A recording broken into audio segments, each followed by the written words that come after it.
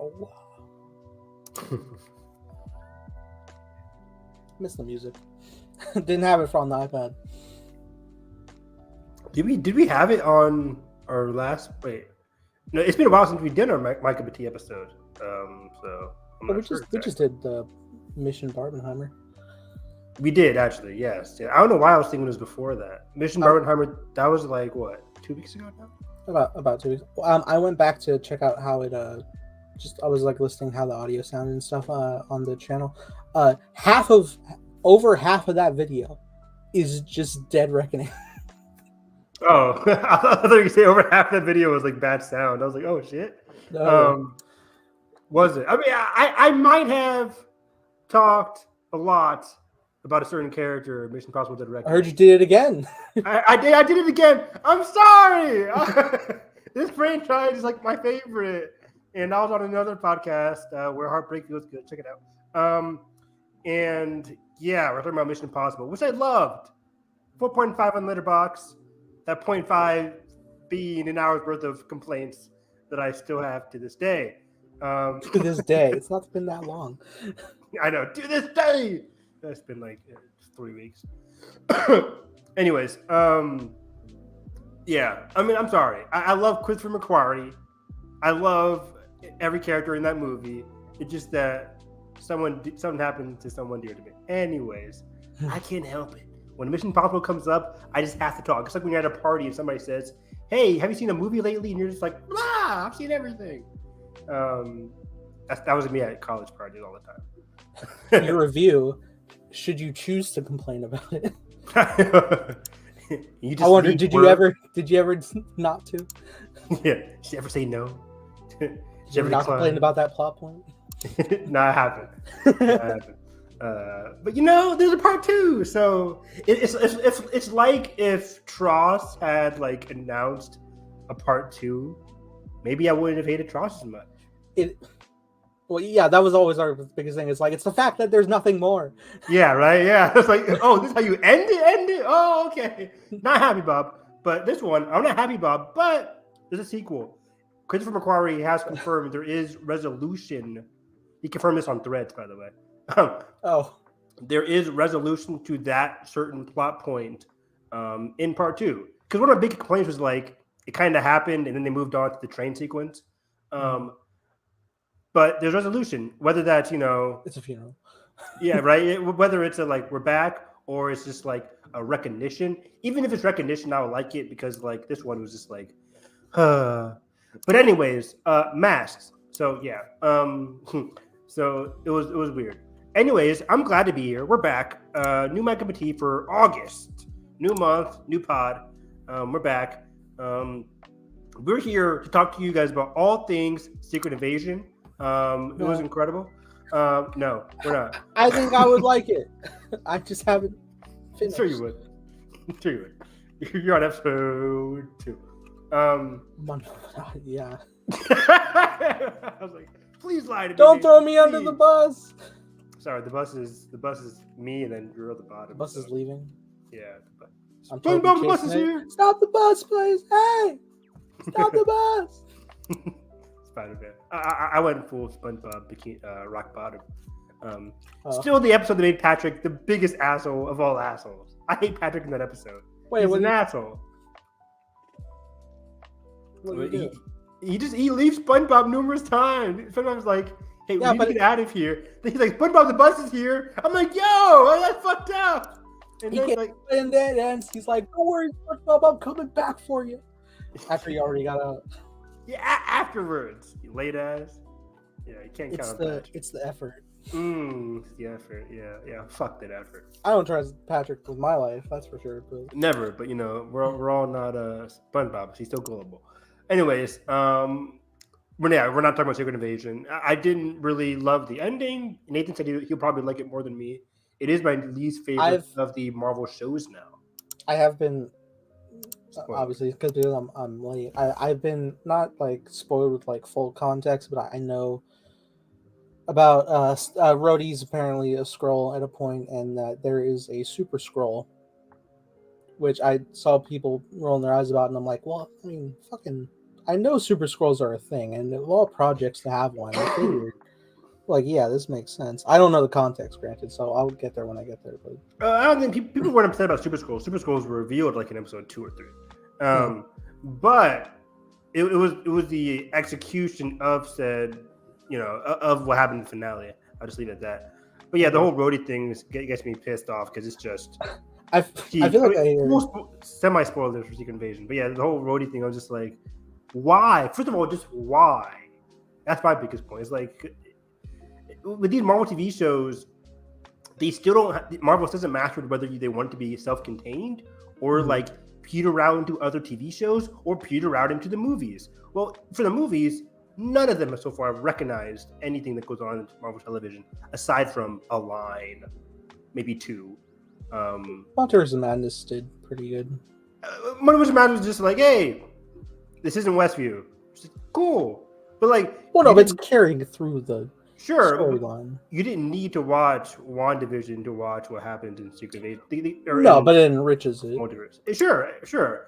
But that's the point, though. It's just like it could enrich a little bit for the Marvels, right? Watching Miss Marvel will definitely enrich your viewing for the Marvels because you know her for 6 episodes. But is it going to be? Hold on, I'll make an argument for Multiverse of Madness because if you just dive in there, you're going to be like, who the fuck are these children? I mean, you'll learn it via the movie. These children are the people that she created. Yeah, granted they like bring up Westview and stuff, but like, without seeing that, you're just kind of like, what? Like you feel like you've missed. You a little bit feel like you missed, which is also which is why I go back to my original point. They haven't mastered what they want these TV shows to be. Either you're giving them too much, too little. Is it consequential? Is it not consequential? Like, where's the balance here for the? And I say that because the ending of Secret Invasion is just so unfulfilling as a TV show. It just says like, hey, this is how we conclude our 6-episode TV show. And then as an MCU show, it's like, oh, how it gets MCU. Like, it's too much MCU connect, which I've always been upset about. It's Feige's Feige. But I'm like, you have to conclude a TV show. When I watch a TV show, I want to see a beginning, middle, and end to a certain dynamic. And there is resolution there, but at the end of the day, it's just like, it's not fulfilling for me. Anyway. The world spins on. Yeah, the world goes on and on. Anyways, Secret Invasion, blah, blah. Check it out. Don't check it out. We're here. Where do you want to start off? Rumors, movies, TV? Oh, I guess we're already in the Marvel wheelhouse, aren't we? Yeah, I guess we are. All right, boom. Oh, fuck. Oh, I spilled my fantastic forecast. Oh, shit. My mic. God. Oh, my rumors. Fuck. Give me 1 second here. Can you believe it, Evan? Adam Driver. We're back. Adam Driver said no. For now. I'm shocked. I'll tell you I'm shocked. No, I'm not shocked. I'm not shocked, but I'm also, I have faith.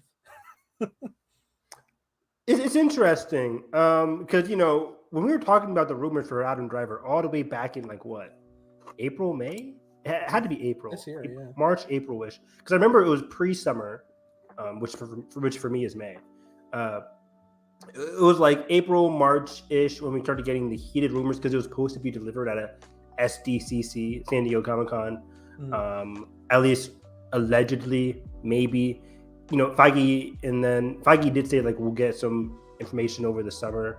Nothing ever happened because SAG and WGA, of course, strikes. Please support the strikes. But Adam Driver, that was always a casting where I'm just like, I'm the biggest Adam Driver fan ever. I love Adam Driver. Probably not the biggest, but I love Adam Driver. He's fantastic in everything. I was just shocked. I watched 65. Yeah, we did. It's towards the bottom of my rankings this year, but it's fun.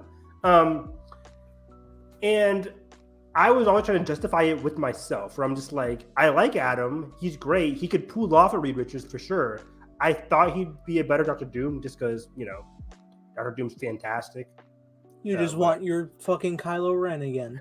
No, I don't, but he pulls off a great villain. But name every Adam Driver villain. I know. Is he the villain of Marriage Story? Wow, Jesus, calling the father out of Marriage Story. No, they're both. They're both. They're both Nobody's the villain and the victim. Exactly. Nobody's the villain or whatever. That's the beauty of Marriage Story. 5 out of 5. Favorite movie of 2019. Oh, Noah Baumbach. Noah Baumbach. Co-writer of Barbie. Co-writer of Barbie. Yeah, you're right. What a guy. Good job, Greta Gerwig, by the way. $1 billion on Barbie. Anyways, for Adam Driver, I was like kind of trying to make myself get used to that idea because I was like, he could pull it off. It would be interesting. Just not what I expected at all. But as we heard some rumors coming out recently, Adam Driver and some reports, both from like Toast on Twitter and then Jeff Snyder as well, that Adam said no to the initial offer because he, quote, couldn't connect to the character on the page. So, you know, that's not super surprising for me. You know, it's kind of difficult with this kind of character to really connect with the character like Reed Richards. You know, Reed Richards is a interesting character, but we don't know what kind of Reed Richards they're going for their first Marvel movie. But for whatever reason, Adam Driver allegedly said no, which doesn't really surprise me. But there are rumors that they're trying to go back at him with the second offer. I don't know what else they can say. Like, hey, Adam, actually, in issue 56, this is really going to get you excited for Reed Richards. Like, what can you bring to the table that he doesn't know? Well, they might just be like trying to rework the character in favor for something he could connect with, something that fits more akin to. I don't know if that means they're gonna like look more to like roles he's pulled off and played, and maybe because I don't know how you just like come back with like, well, do you connect with it? Because only Adam can decide if he connects with it. Oh, Adam, in Act 3, guess what? Like, do you like this? Oh shit! Like, again, this is Reed. When you meet Kang. Yeah. Oh, now I'm hooked. Again, this is Reed freaking Richards. This is a character that's pivotal to the future of the MCU now that the Avengers are kind of like mismatched or whatever. This is probably going to be the leading brilliant mind of the universe itself. Exactly, right? Just think what we got with Doctor Strange. He's been in 2016 with Doctor Strange. He was in 2017's Thor, like 18, 19 with Infinity War Endgame. I can easily imagine that scenario, whether it's post-credit scenes or just in a movie as a cameo for a Reed Richards type, because he's so easy to insert in a number of different properties, especially if they take place in New York. But like Reed Richards is such an easy character to just like plop as a spokesperson for the Fantastic Four in any other movie, whatever, or just as, like Nathan said, a leading scientist, the leading genius of the MCU moving forward, along with, you know, I was going to say Black Panther, never mind. But like, he is a genius of the MCU moving forward. So I can definitely see him fulfilling that Doctor Strange-esque role for Phase 5 and 6 moving forward. So I would be so hesitant from Adam. Like, do I want to hook myself on this? But to go against people on board, or to go against people online on Twitter saying like, thank God, because I don't want Adam stuck with this movie for the next decade and a half. I'm like, that's not what happened to any of the cast members that we come to love. Robert Downey was probably like the most who was struck down by Iron Man, but even then he did some movies here and there. But like, I'm trying to think. Scarlett Johansson did a number of movies during her era as Black Widow, right? Like she did. Yeah. We just talked about Marriage Story. Her came out in like 2013. Jeremy Renner had a few roles. Jeremy Renner did tons of things, right? The Mission Impossible movies, like they came out during the run. 2012 or 2011 was the year before Avengers. So like, Hemsworth's done plenty. Black Hat. Ghostbusters. I was joking. Men in Black. Men in Black. Star Trek came out in 2009. He was in there for like 5 minutes, but still. Tom Holland, who is, Spider-Man is such a big character. Tom has done many different projects. Exactly. He did Uncharted. Like Uncharted, I think before No Way Home was filming. I forget. Either before or after No Way Home filmed. He did Uncharted. But yeah, he's been doing a lot of stuff too. So like Adam wouldn't be stuck with the character. That's a lot of projects to like. Marcus Cruz, thank you for coming on board, leaving a comment. Please like and subscribe. He says, if Loki Season 2, Daredevil, Deadpool 3, Blade, Thunderbolts, Cap 4 all suck, it's game over for the MCU.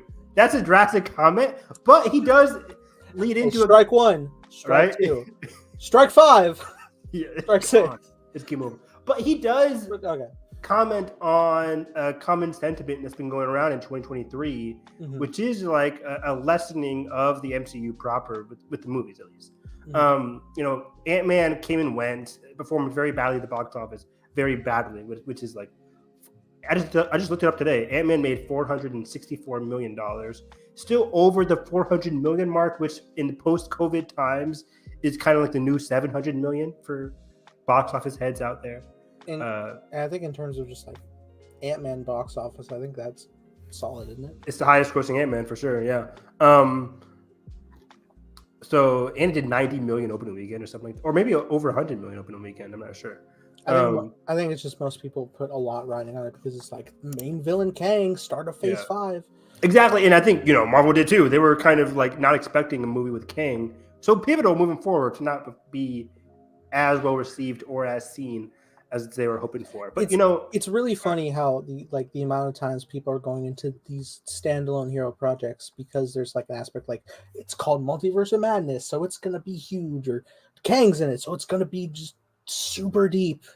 It's like at this point, please temper expectation that when you're going into, shockingly, you're going into the standalone project, the focus is going to be on that standalone character. On the standalone character, exactly. But I will say, like, even then, the Kang stuff, while being the best part of the movie, was still kind of undercooked.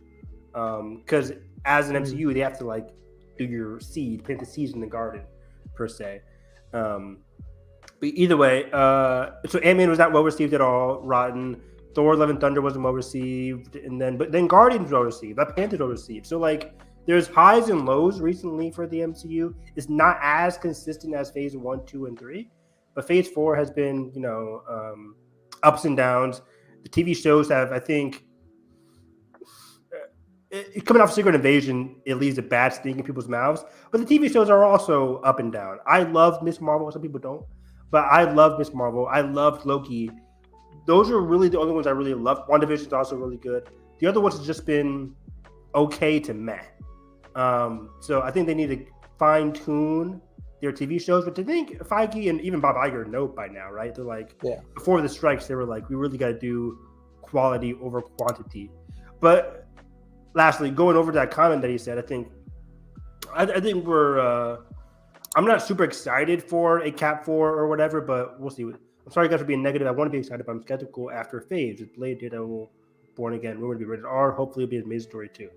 I'm with you. I think Blade, you mentioned two products that are probably my most anticipated for the MCU going forward. I'm not super excited for Cap 4. I'm not super excited for Thunderbolts at all, really. But, I mean, minus seeing Florence Pugh again. Love her. But Blade, a great comic book movie, the original one. And I cannot wait to see Mahershala Ali in this role, even though it's been hit with a number of different like writers and directors now, so I'm still kind of worried. But performance-wise, Mahershala Ali is going to be great. And Daredevil voice in Eternals. Oh, does anybody remember that? Are you sure ready for that, Mr. Whitney? What was that before? That was the Black Knight, right? It's also been a weird thing for Marvel. The post-credit scenes are even up and down recently. None of them have been really like awesome or interesting. My favorite one is probably I was gonna say Black Panther with the beach scene. That's just the ending of the movie. That's not even a post-credit scene. I think they made an end credit scene. They did the beach scene with the sun. Yeah, they Oh, it is okay. Yeah, Shuri burns the robes, and then we go into the credits, and then T'Challa comes out. Okay, if that's the case, and that's my favorite post-credit scene of the Phase so far. It's beautiful. And it's beautiful because you get to sit with the burning in the moment while the Rihanna song plays. Oh, it's fantastic. The ending credits is the fabric burning and stuff. It's beautiful. Peak. Other ones though, like the Doctor Strange, like it's so weird because like he goes through this whole hurdle and this whole journey, and then Big Eye out of nowhere comes around, and like he's like, ah, that's the ending, and then the ending of the movie, and then the end credits, he's immediately like, oh, it's fine. He's just like, oh, I'm like, what is happening? What is happening here? That is jarring, because people are like, it negates the fucking the horror movie ending, but you know, me just being a horror fan, I'm just like, hey, that was cool. I'm used to, you know, retcon schlock anyway. So yeah, that one wasn't great. This Thor: Love and Thunder even the Hercules thing. Is anything gonna come from that? Probably not. Like okay, Brett Goldstein as Hercules. In the era of Taika Thor, I feel like it's gonna be either brushed off fast or there's not gonna be a central conflict, and it doesn't matter. Yeah, I would like some seriousness back in Thor for sure. Me too. I love Taika's Thor. You know, me and you did a big review on Love and Thunder. We don't hate it as much as other people despise that. No, there's the core story of that core love story of that is so good. It's so good. I'm like, Taika, fine-tune the love story and everything else around it, and it's a pretty solid movie. Dial back your improv and lean into the heart more. Yeah. You can just tell this had so much fun making that movie, which I bet it was. Anyways, the Ant-Man one is pure Kang, just Kang craziness, I think. I heard people compare it to, it looked like an SNL sketch, they said, and I was like, what? For which one? For the Kang scene. It is odd to have them all act kind of like frat bro-esque hype fans. It's weird. But, you know, it's straight from the comic books, right? Sure, because it is, but still, it's like, come on, Feige. But yeah, I want to be scared. Me too. But I'm with other people though. Like Blade and Daredevil have so much potential. I'm super excited to see what's with those two projects. Even though, like, I'm a little bit upset. I don't know if we talked about it on this podcast, but like, you know, the whole minus Foggy and Karen of it all. Not a fan. But, you know, I'm willing to give it a shot. I'm still going to watch it. I'm just complaining, having not seen anything. I'm free to complain that we might not see Foggy and Karen for a vast amount, if not all, of season one. That would be a big issue with him having a whole corporation that's even not Foggy and Karen, or not, whatever it's called. So that's not great. But, you know, I'm willing to give it a chance, see how they execute it. So we'll see. On the topic of once more of a post-credit scene, No Way Home's post-credit scene kind of rubbed me the wrong way. What's that one? The piece of symbiote left in the bar. Awful. I want them to ignore it because they're already about to do Secret Wars, and I want them to just do the symbiote like what traditionally was, which is Peter gets it on Battle World. And he's like, oh, what's this? And this is weird, but hey, I feel stronger and better than ever. And to bring it back around to Fantastic Four, it's the perfect tie-in to start a relationship with Peter and Fantastic Four, because Reed is the one that's, hey, this is symbiote, this is dangerous, you probably shouldn't use this. And if he's already attached to symbiote and is kind of addicted to it, you can be like, forget that. But people trying to look out for him, start that whole arc of the journey of the symbiote's great. And also, again, the Fantastic Four is effectively, I've said it many times before, is a whole other family of Peter, and that dynamic in the relationship in the comics is so good. And I know, like, with the whole Marvel deal, that with future Spidey movies, they always have to have at least one MCU character return. So, like, if you're gonna do any of them, it's either Daredevil or Fantastic Four. Please stick with them. That's interesting connections, because you mentioned that, and yeah, Feige, ever since No Way Home came out, has always been like, he's gonna be our street level hero moving forward. But he can be street level, and they still have to do the MCU cameo in each of his movies, unfortunately.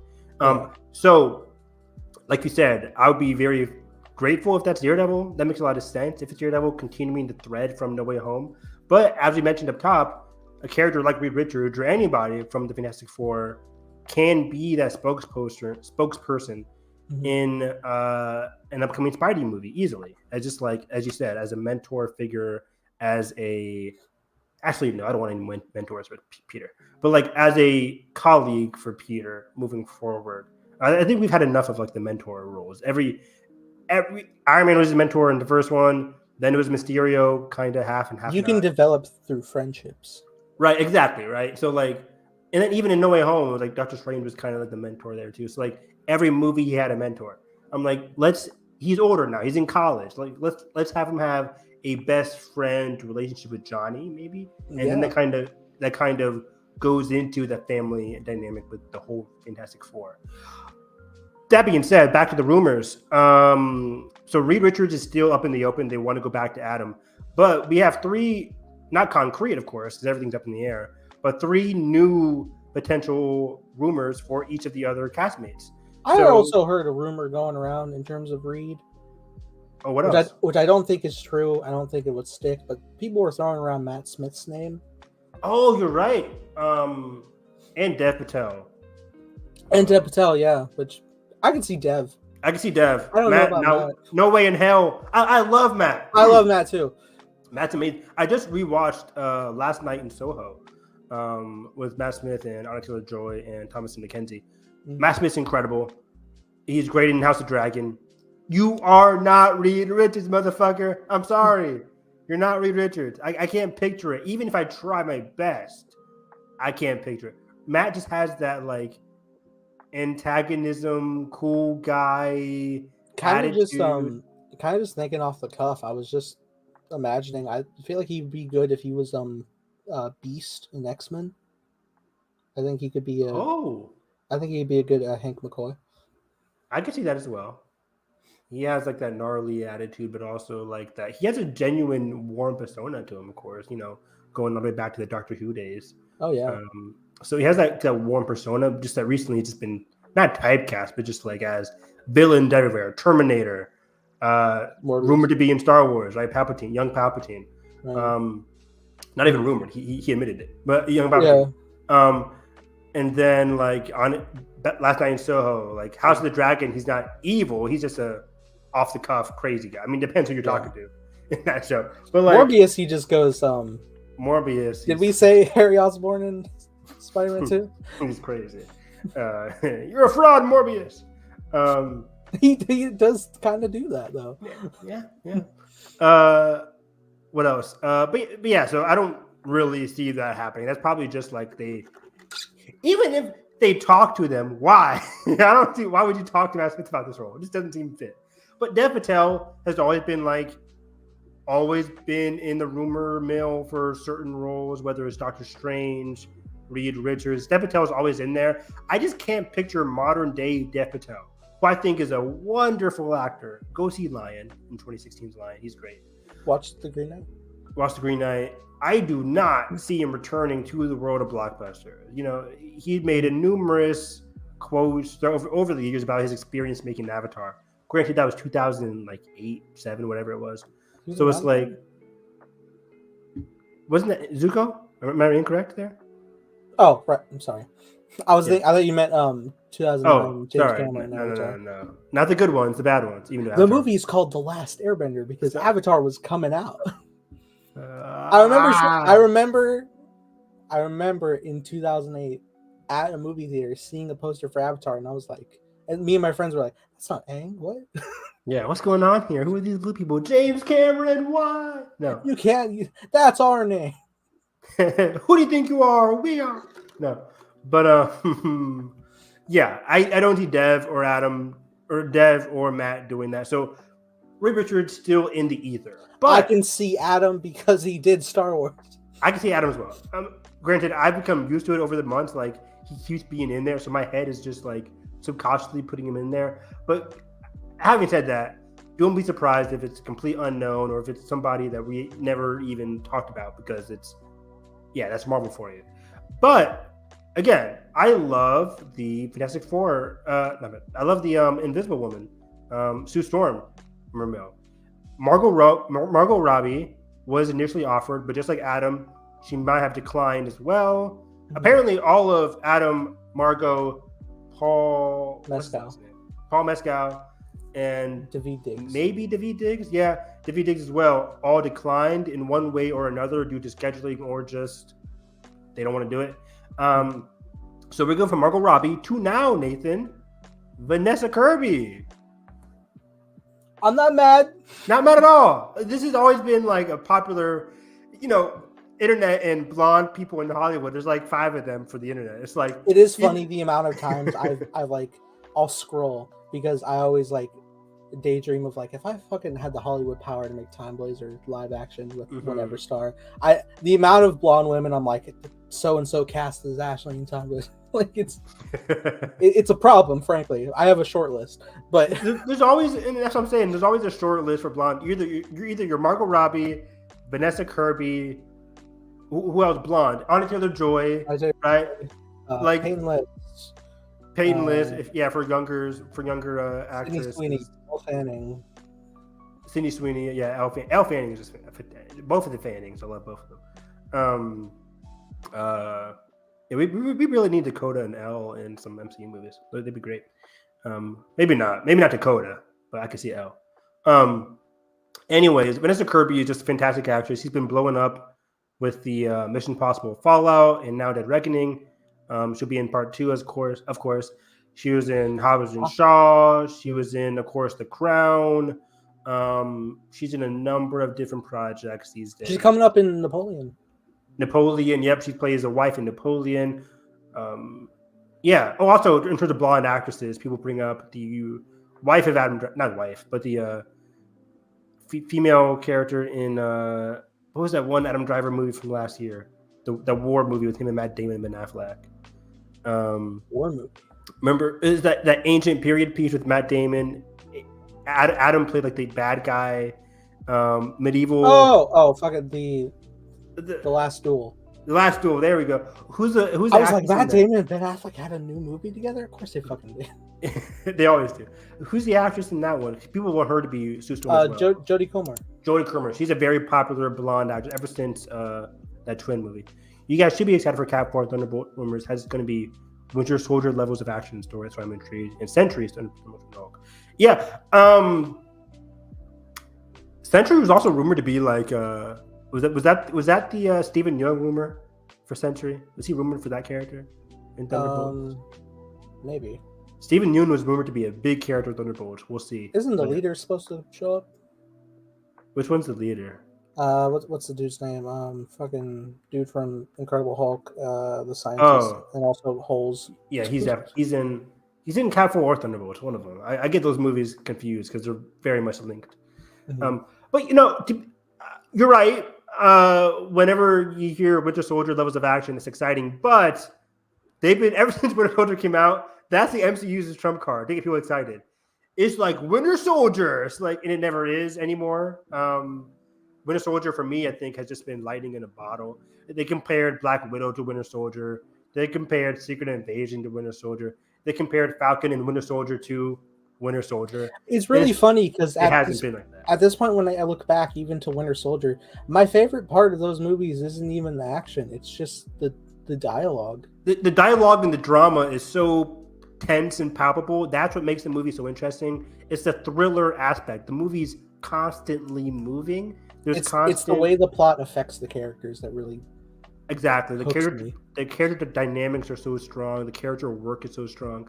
The action, of course, is excellent. The bridge sequence, of course, but they haven't nailed that mix of action and thriller since Winter Soldier. Because Secret Invasion, bad pacing. It's like Falcon Winter Soldier has bad pacing. Yeah. I like. But it's like when I think of like back to Winter Soldier, like the big plot is like, oh shit, Hydra is taking over, and I'm like, well, I know that's not like gonna change who Steve Rogers is because like it's Hydra, like that's the big threat. That's never gonna, that's like, it's always gonna be like, oh, we gotta take down Hydra. But in that movie, it's like, oh fuck, my best friend who I thought was dead is working for them. That's the shit that gets you. And it did a lot of work because even when I saw Winter Soldier in 2014, I had totally forgotten who Bucky was. I was just like a regular kid. I was like, who was Bucky again? I remember the first movie, but I'm not sure.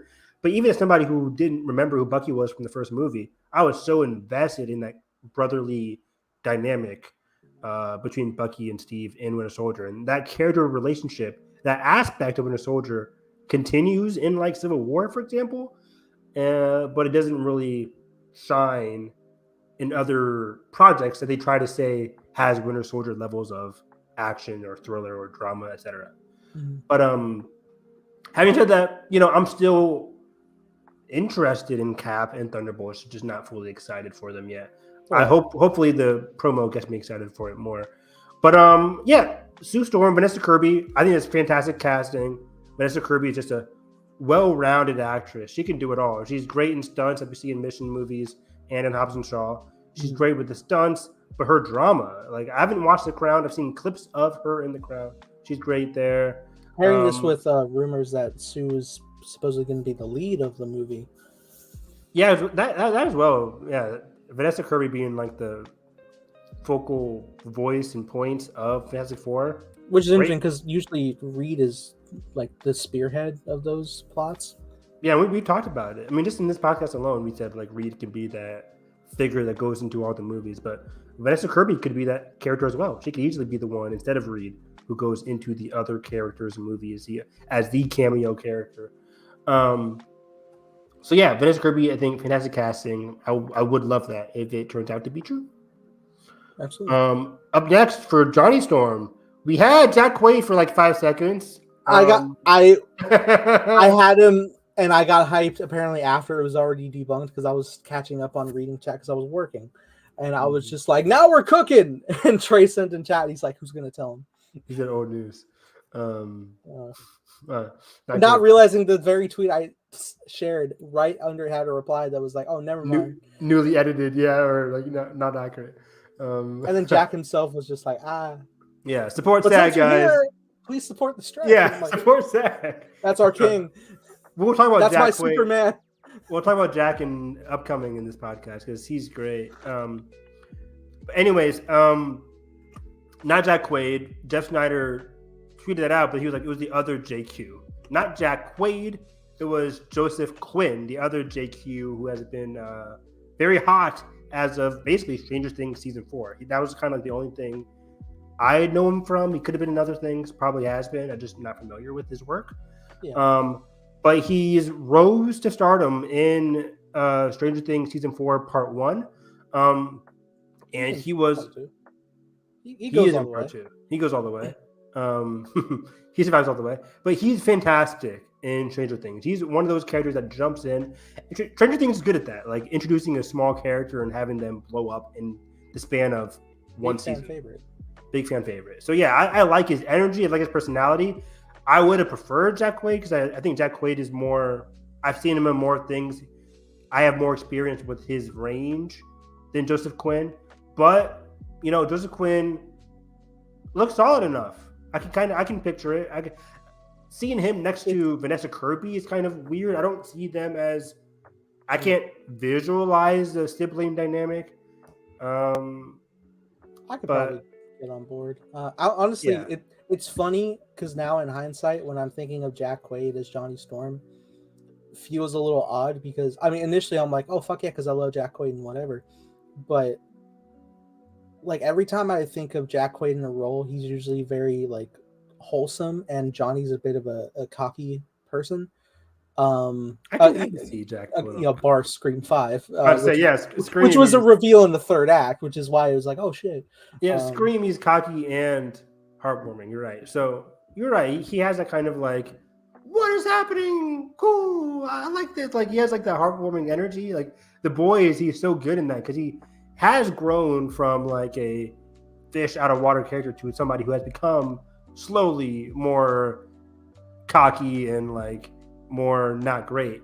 But I could have pictured it. But anyways, yeah, Joseph Quinn, very interesting. Again, I've only seen him in different things, so I don't know if he can pull it off. But looks wise, solid. He's cool. Yeah. I can see it. I see Twitter being upset. Yeah, when you go from Jack to Joseph, it's like Well, people are mainly like shitting on him just because I guess he was a popular fan cast along with him and dude who played Billy for Johnny Storm for a minute. Played Billy. Yeah, the actor, the Red Ranger from Power Rangers.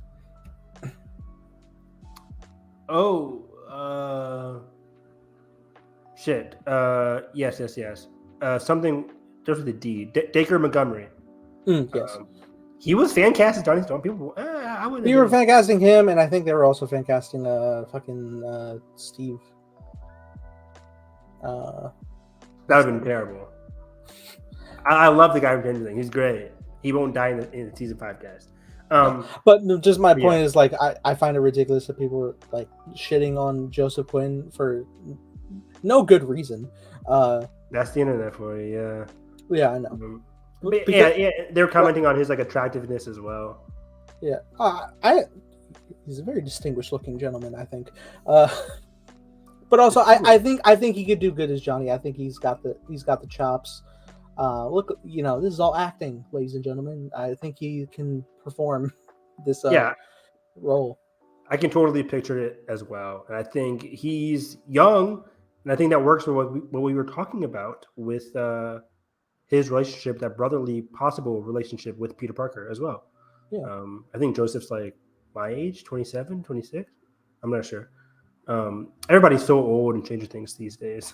Yeah. I'll look it up right now, actually. They're still in school? Yeah, I'm sure. Marcus did mention, do you guys think there is superhero fatigue or MCU fatigue recently? I don't like to subscribe to the whole it's superhero fatigue. I think it's just a matter of the quality of a film, right?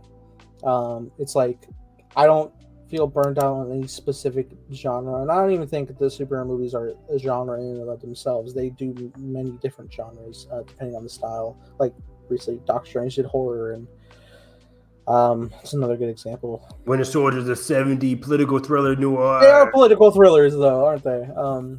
To extents. But yeah, I'm with you. There's no superhero. First of all, there's no superhero fatigue because Guardians just came out and it's still like the 3rd highest grossing movie of the year.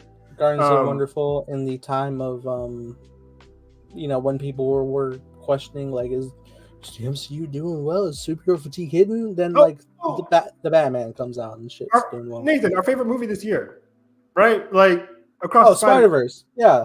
Come on, no. So no superhero fatigue, but MCU fatigue is fair. It's fair to be worrying about that. I think sorry, you go. Sorry. I think in terms of like the fatigue that you may be discussing isn't with the superhero architecture. I think it might just be the interconnectivity buildups that they try to put in because like as if it's a requirement. And depending on how the execution goes, or when like a plot line is like we're building up to something, and then when you get to the end, like say it's a series, and then it's like, aha, well, wait till you see what we have cooking in the background coming up next, and it's like, okay, well, like Evan was saying, he wants a more complete ending story when the story's over. That has been an issue with the MCU, and I think it's even more so with Phase 4. So yeah, I think I wouldn't say MCU fatigue, but MCU is just people are getting tired. And this is the same thing people have been talking about with the MCU. People are getting tired of the same. People know what to expect with MCU. They're going to get a messy cliffhanger, messy post-credit scene, most likely some unfinished stories. So when they don't get those, Guardians is such a complete middle and end, Guardians 3, such a good beginning, middle, and end picture. People are like, whoa! And that's why it made so much money. Didn't quite reach Guardians 2 hype, but like in terms of money. But like Guardians 3 was so refreshing because it had a good ending. It's a good ending. Which people can't. Yeah. We especially like when we have new projects, right? That like gets really fresh, like Shang-Chi, Eternals, and Miss Marvel. Like we're really like about those sections of the world because they're not like the same old like here in New York and we're the everyday person fighting the bad guys. It's like these different worlds and different and cultures. And that's why going back to your early comment, Marcus, is I'm not super excited for Thor for Cap and Thunderbolts because they seem like Thunderbolts is an extension of Winter Soldier vibes. Cap is an extension of it. I don't see anything fresh or unique from those two movies aside from, hey, they have different casts. So it's like, hopefully they hook me, but like certain movies in the future aren't hooking me outside of Blade. Blade's like potentially like a deeper horror, black lead. Like we don't get those that much outside of Black Panther, right? So Cap 4 is going to have black lead now too. And that's always been my biggest excitement in regards to Cap 4 is like we get to see a movie led with Anthony Mackie's Sam Wilson, Captain America. Exactly. So I think MCU fatigue is fair this day and age, especially with the TV shows. I think I'm definitely feeling MCU fatigue with TV shows. There's a lot of them. Half of them are half baked. Just slow it down. Slow it down. I mean, I even find it bizarre to be like, I haven't finished the latest Marvel show. What's wrong with me? Right? It's like I watched it every week because I was just like, I was just reminded of it. I was like, I'll give it a shot each and every week, and it's only 6 episodes. But that's also another issue. Just 6 episodes. Why? Why is that a thing? Just go with what the story demands. me scribbling Time Blazer to make it 7. Like, if you feel like a story can extend or go shorter, that's up to you. But like, I feel like they're mandated for 6, and that ruins the story. But either way, MCU fatigue is fair. But we'll see what they do with the Marvels coming out later this year, which I think I can speak for you too. We're very excited for that movie. Because again, was that second trailer came out, which I got to see, and it looks good. It looks good. I thought the new trailer was like, it got me even more excited than the last one. Because granted, I saw the teaser so many times in front of every movie. It was like, Captain Rambo, what are you doing? Like every fucking time. Yeah, that was bad. And I like the teaser, and I like that scene. I like it. But then get that fresh, like newer look and like different dynamics and seeing a bit more. And again, like the main trio, that's always the obvious selling point. Yeah, me too. I'm excited to see the main trio, new director, new energy, new arc for Captain Marvel. It does look like an extension of the first one, so it's not completely fresh. But again, I'm excited given what we've seen so far. So yeah, Joseph Quinn, and then lastly for The Thing, I'm blanking on it actually. Do you remember who the rumor was for The Thing? It's our boy from The Bear, right? Yes, cousin Chef. His first name is Eben, but I always get his name wrong. Eben, let me see here.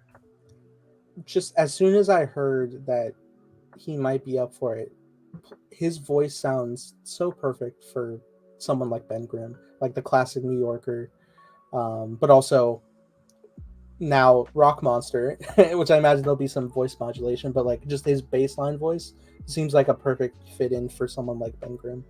Agreed. Again, his last name is Eben Moss Backrock. He is great. He was fantastic in Girl. That's where I first got to know him in Girls. I love that show. Oh, yeah, he's great. Adam, he's a friend of Adam. Those two, the guys in Girls were my favorite characters. I'm a guy. So I really connected with the guys in that show for the most part. And Eben was just fantastic. He was in The Punisher. He was in No Hard Feelings this year with Jennifer Lawrence. That was a fun role he had there. Nice. But of course, he's most notably known from now The Bear, season 1 and season 2. He's now my favorite character because of season 2. I think he's just a fantastic character. The Bear, season 2, episode 7, one of my favorite episodes of TV this year. That might have been my favorite of the season. Easily for me as well. Yeah, easily it's my favorite. 7, 6, 10 for me as my favorites. Loyal man in Andor. Loyal man in Andor, super loyal. Like he died for Andor. Remember when I'm pitching that theory of just like, what if it was a test for the rebellion and he killed a man in cold blood? Yeah, no. It could still be. Yeah. Open ended. But yeah, it isn't not. He's a great actor. He's 46 years old, so he'll play that elder statesman. If the cast does go through, he'll be like 16, 17 years older than like Johnny Storm. So him and Johnny do have like that not father, but just like older brotherly dynamic, which is very funny. So I can definitely see Joseph playing off of Eben very well. Overall, this is great casting in general if it turns out to be true. But this is during the SAG-AFTRA strikes. Anything could change once these people are able to see their scripts or whatever. So you never know. Just like Adam Driver initially said, no, they're gonna have once these writers get a chance to write again and show these actors the roles they're pitching, maybe things will change, maybe things will not change. We'll have to wait and see. But as of right now, Eben, Vanessa Kirby, Joseph Quinn, those three are what the new hot rumor mill from. Again, this is from Above the Line / Joseph / Jeff Snyder. So yeah. Have you ever checked out Jeff's and Roka's Hot Mic podcast where they talk about this stuff? No, I don't listen to podcasts. You don't listen to our podcast after we air? I watch Kevin Smith and Mark Bernard, and that's who I watch. Nice. What a loyal motherfucker. Which I feel like we are. Oh wow. Which one's Kevin Smith? Is that me? Am I Kevin? Is this new framing exactly like theirs when they zoom? Oh my gosh. It was earlier, but I swapped this down a little. Love it. Yeah, I've listened to their podcast a little bit sometimes, but I listen to Jeff and Roka's podcast. They're hilarious. People hate Jeff. I'm like, yeah, Jeff's a weird asshole guy. I don't know the guy personally, so I don't know who he is. Should I document that live on there? Yeah, sorry, Jeff. You're cool. Whatever. I don't know. I don't know any of the people personally, so I don't like to call them like whatever. Anyways, when I was because this news came out, and I'm like, okay, this is interesting. Then I went to go watch it so I could see the cadence of how Jeff is delivering this, and he did feel more confident. He did say he's more confident in the Sue, Johnny, the thing of it all. And as we mentioned, it's very up in the air with Adam. He says he doesn't think Adam's gonna sign back onto it, but he does say the MCU really wants Adam, which makes a lot of sense. It's Adam Driver. He's not a big box office draw, but he's Adam Driver, so he's just a great actor. There was an interview with Cillian Murphy. What? There was an interview with Cillian Murphy. Yes. It's nothing. But somebody had asked him during the Oppenheimer press junket while he was still able to do it. People had for a long time been fan casting him as Doctor Doom. So a reporter brought the question up to him, and Cillian's a very open dude. He's as he always is. He just like, fuck off.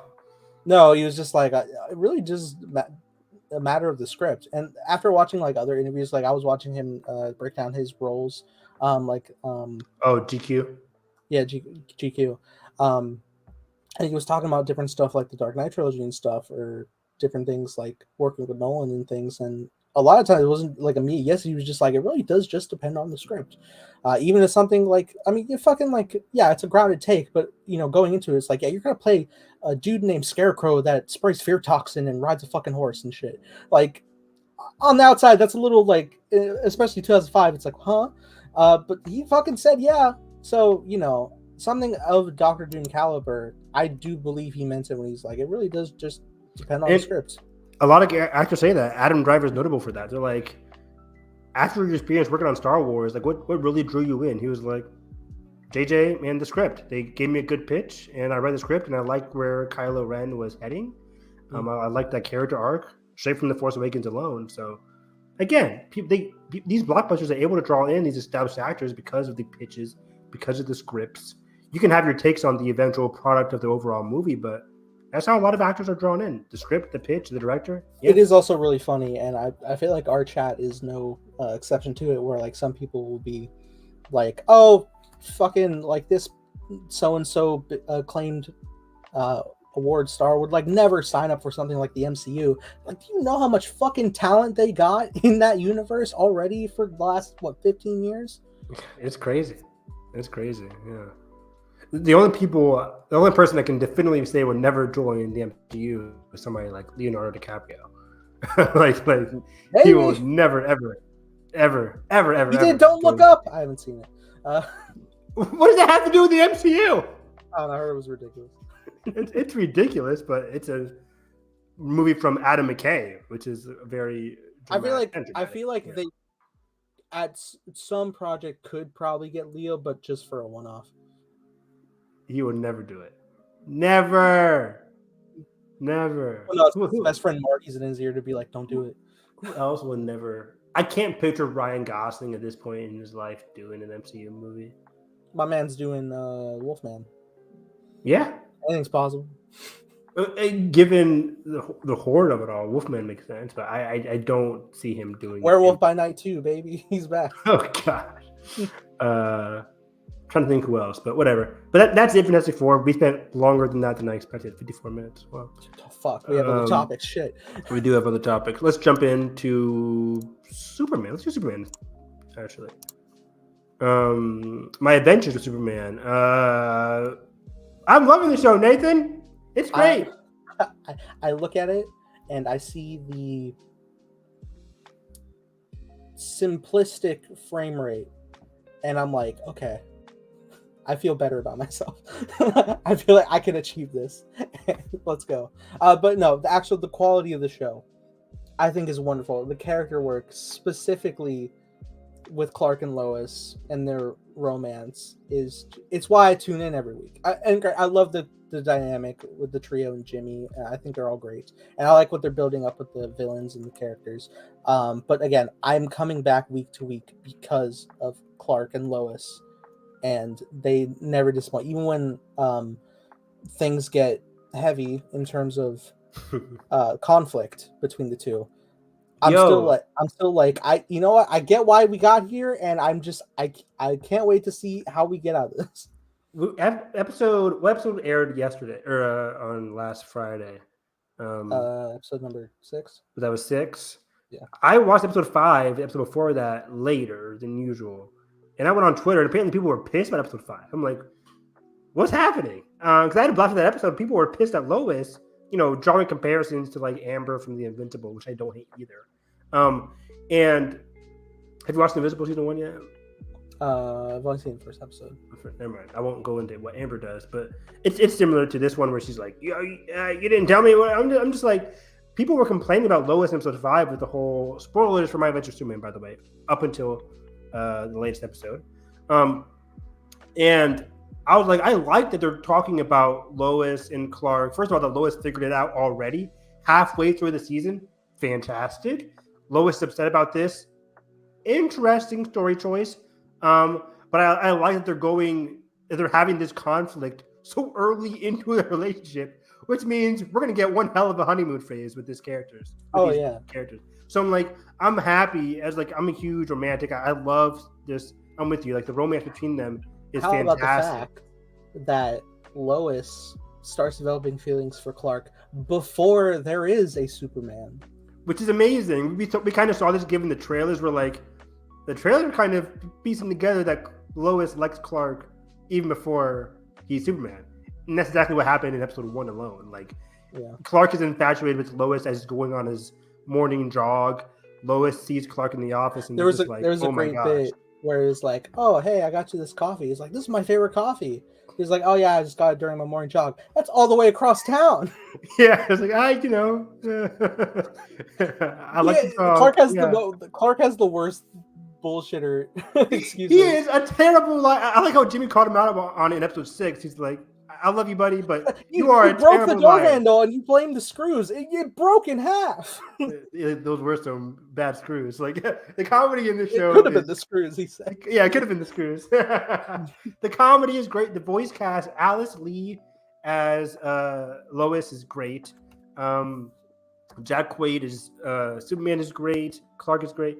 Let me see who plays Jimmy. Ishmael Saheed, fantastic as Jimmy. Like the voice cast, we're going to talk about it with TMNT. You can tell the voice cast really gets along. They have great chemistry with each other, and that sings through the show. Because again, the trio is so close to perfect. I love in every episode, even if there is a lot of action, if it's light on action, we're getting something to develop between the relationships or just these individual character arcs. And it's a show that is so open with the emotions of these characters, what they're going through. It's not very subtle, which I don't mind in the slightest. I love Willow as a show, not canceled, hopefully. Where is it? Where is my Willow season 2? Where's Willow season 1? Well, yeah, fuck! Doesn't it exist? I have. Did it? If a tree falls in the woods and no one's around here, did it happen? Stop. If a streaming show came out and it's no longer on the streaming service, did it happen? Stop it! I saw it happen. I watched it happen. Don't tell me it didn't happen. I'm gonna make him watch.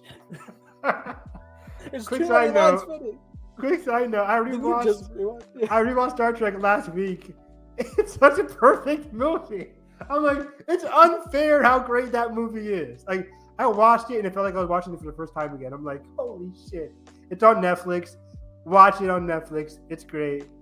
The superior 2009 film. The superior 2009 film, yes.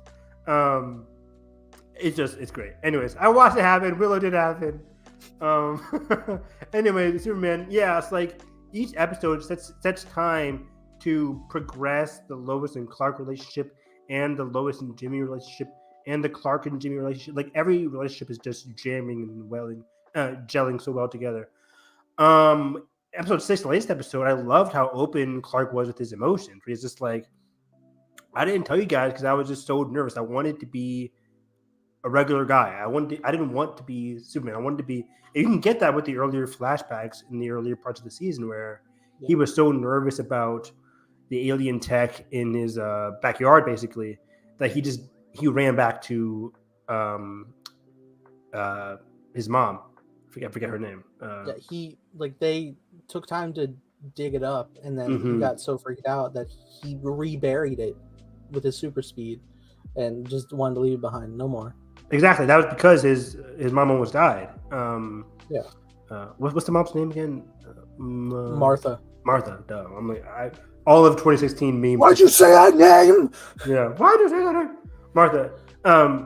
Just a great backdrop, and you can understand why Clark is so secretive, because he does love these two characters in Jimmy and Lois. He just wants to be a regular person. He doesn't want to be Superman. But at the same time, he's the same guy to be like, if something's in danger, as small as a cat in the tree or whatever. Which is the first thing he does. He rushes to save them. He's a person who, although he wants to be a regular guy, he rushes to save those he loves or those he just doesn't know because it's the right thing to do. That's like he's doing the classic Superman of it all. I love it. I said that was the first thing he did. The first thing he does when he was a kid, he stops a mother and child from a car crash into a tree. Yeah. That was funny because like he stops it, like pulls them out, and the mother is just like not shocked at all. Well, I guess she didn't see it. I mean, he's a small kid behind a car. And it was weird. She bolts. She's like, oh fuck.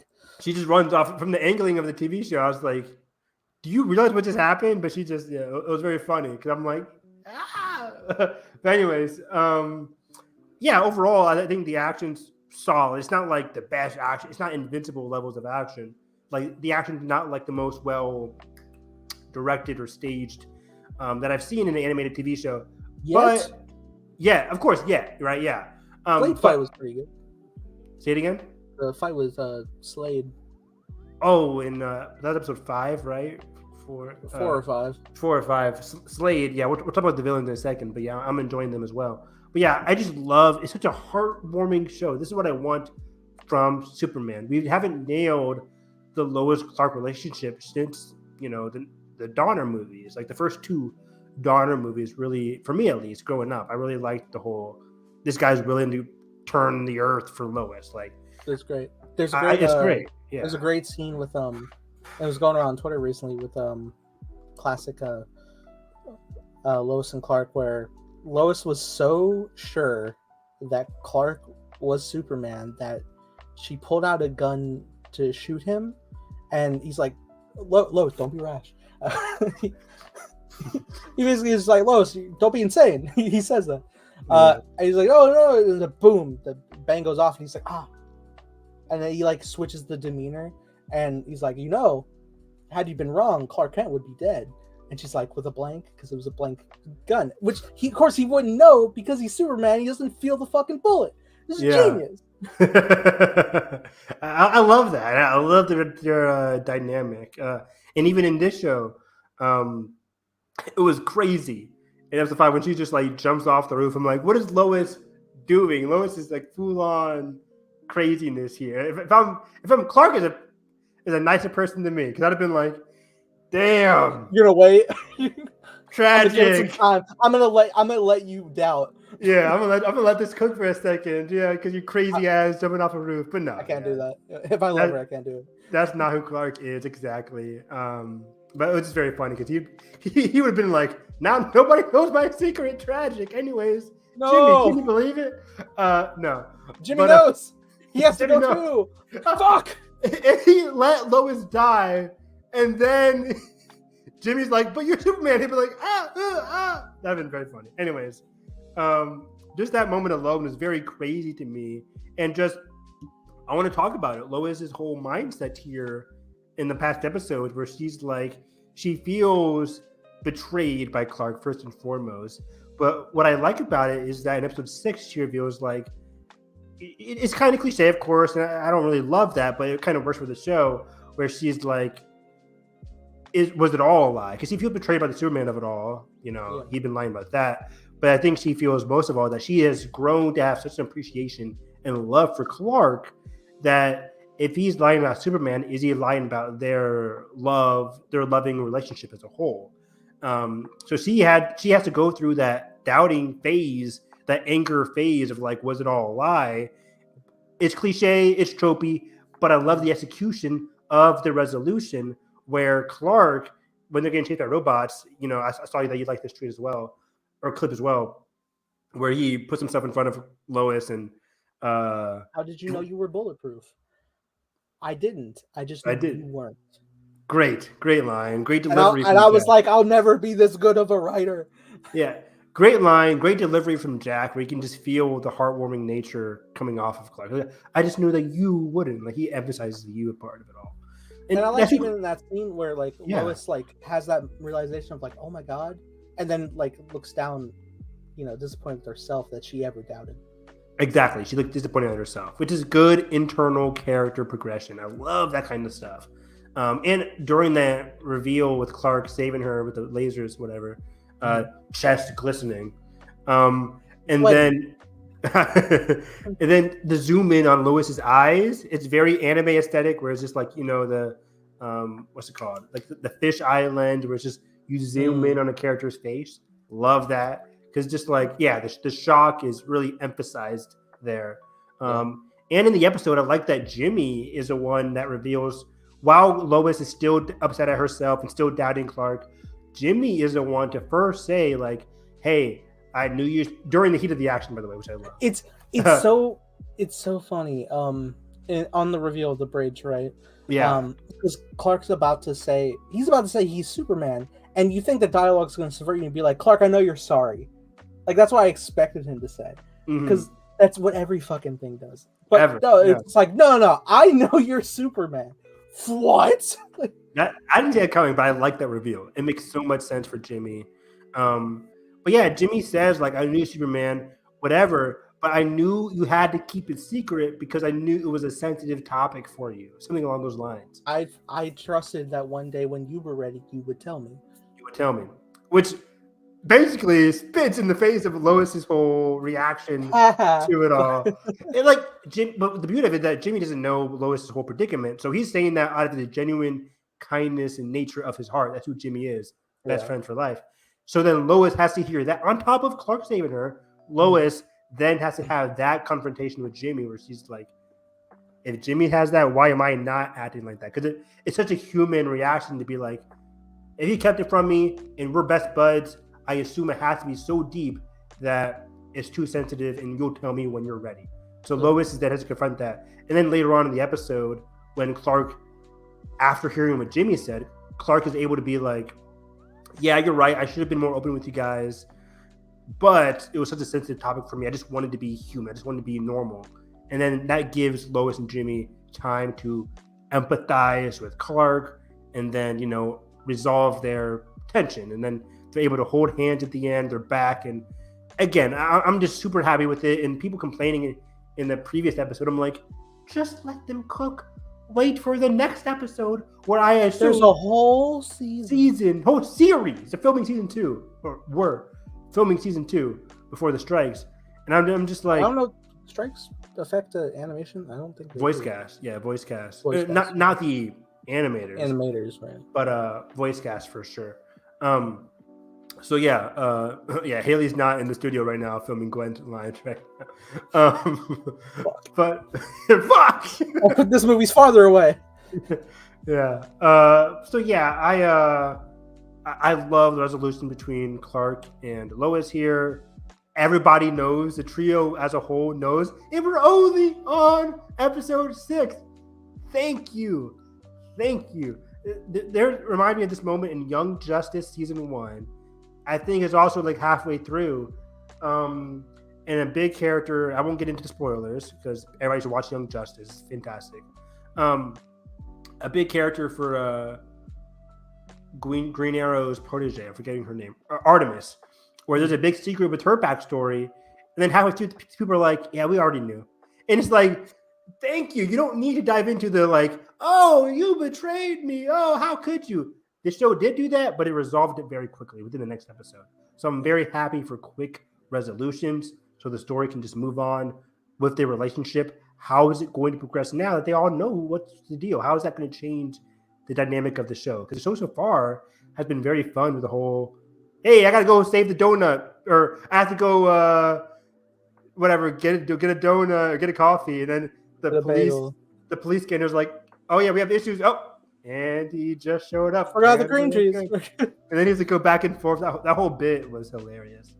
With the whole police scanner and Lois, she's like, I know he's Superman. And then Lois went mobile and was like chasing down. Yeah. And I'm like, Lois, don't try. Hey, Lois, what are you doing? Don't try to chase. No, not fast enough.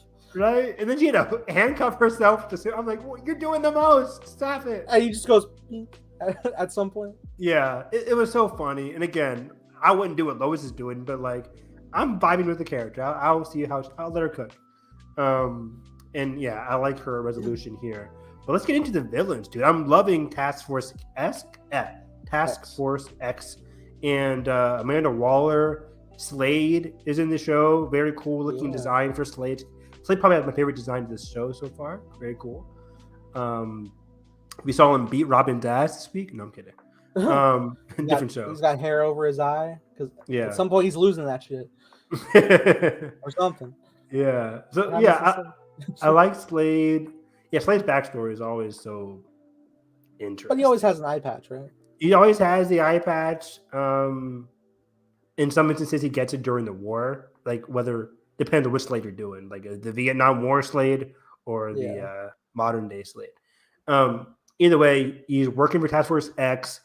The running subplot for the villains this season has been there were some weapons of unknown origin that came into possession of these villains. And each week, the villains are using the different, whether it's a gun, rays, some kind of, not potion, but just like injections. So like things are progressing slowly with Task Force X.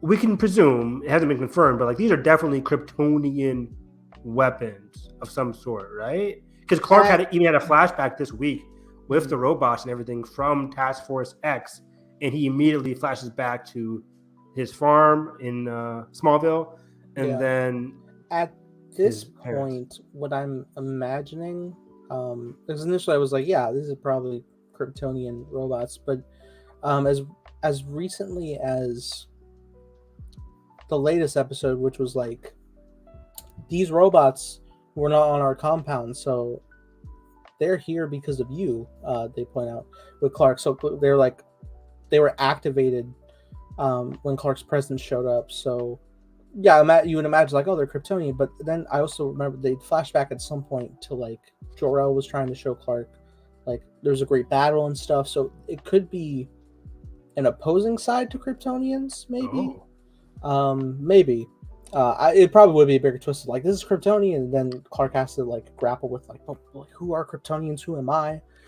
Yeah, I think they're gonna go the simpler route. Like, it's Kryptonian origin. Yeah, but in the general, we got a bit more information about the general last Friday's episode, the latest episode, where we got info from the two gay scientists, which I loved. It was great. Just a small two gay scientists is great. We've seen that character, that ape character, before in other DC projects, right? Like isn't he in like the Justice League shows as a villain? Am I thinking of the same character? I don't Like, know, because I think initially a lot of people were thinking it might be Gorilla Grodd, but I don't think I totally thought that, but now it's not. I'm thinking there's like this ape character with the brain sidekick that's bad in the DC universe. I forget. I don't know. It's been a while since I've seen the Justice League TV shows. Anyways, they give us a little backstory on who the General is, because the General was, as we saw in the latest episode, the General's first assignment was working with the scientists, and he was the one who used Task Force X to go against what the scientists were doing.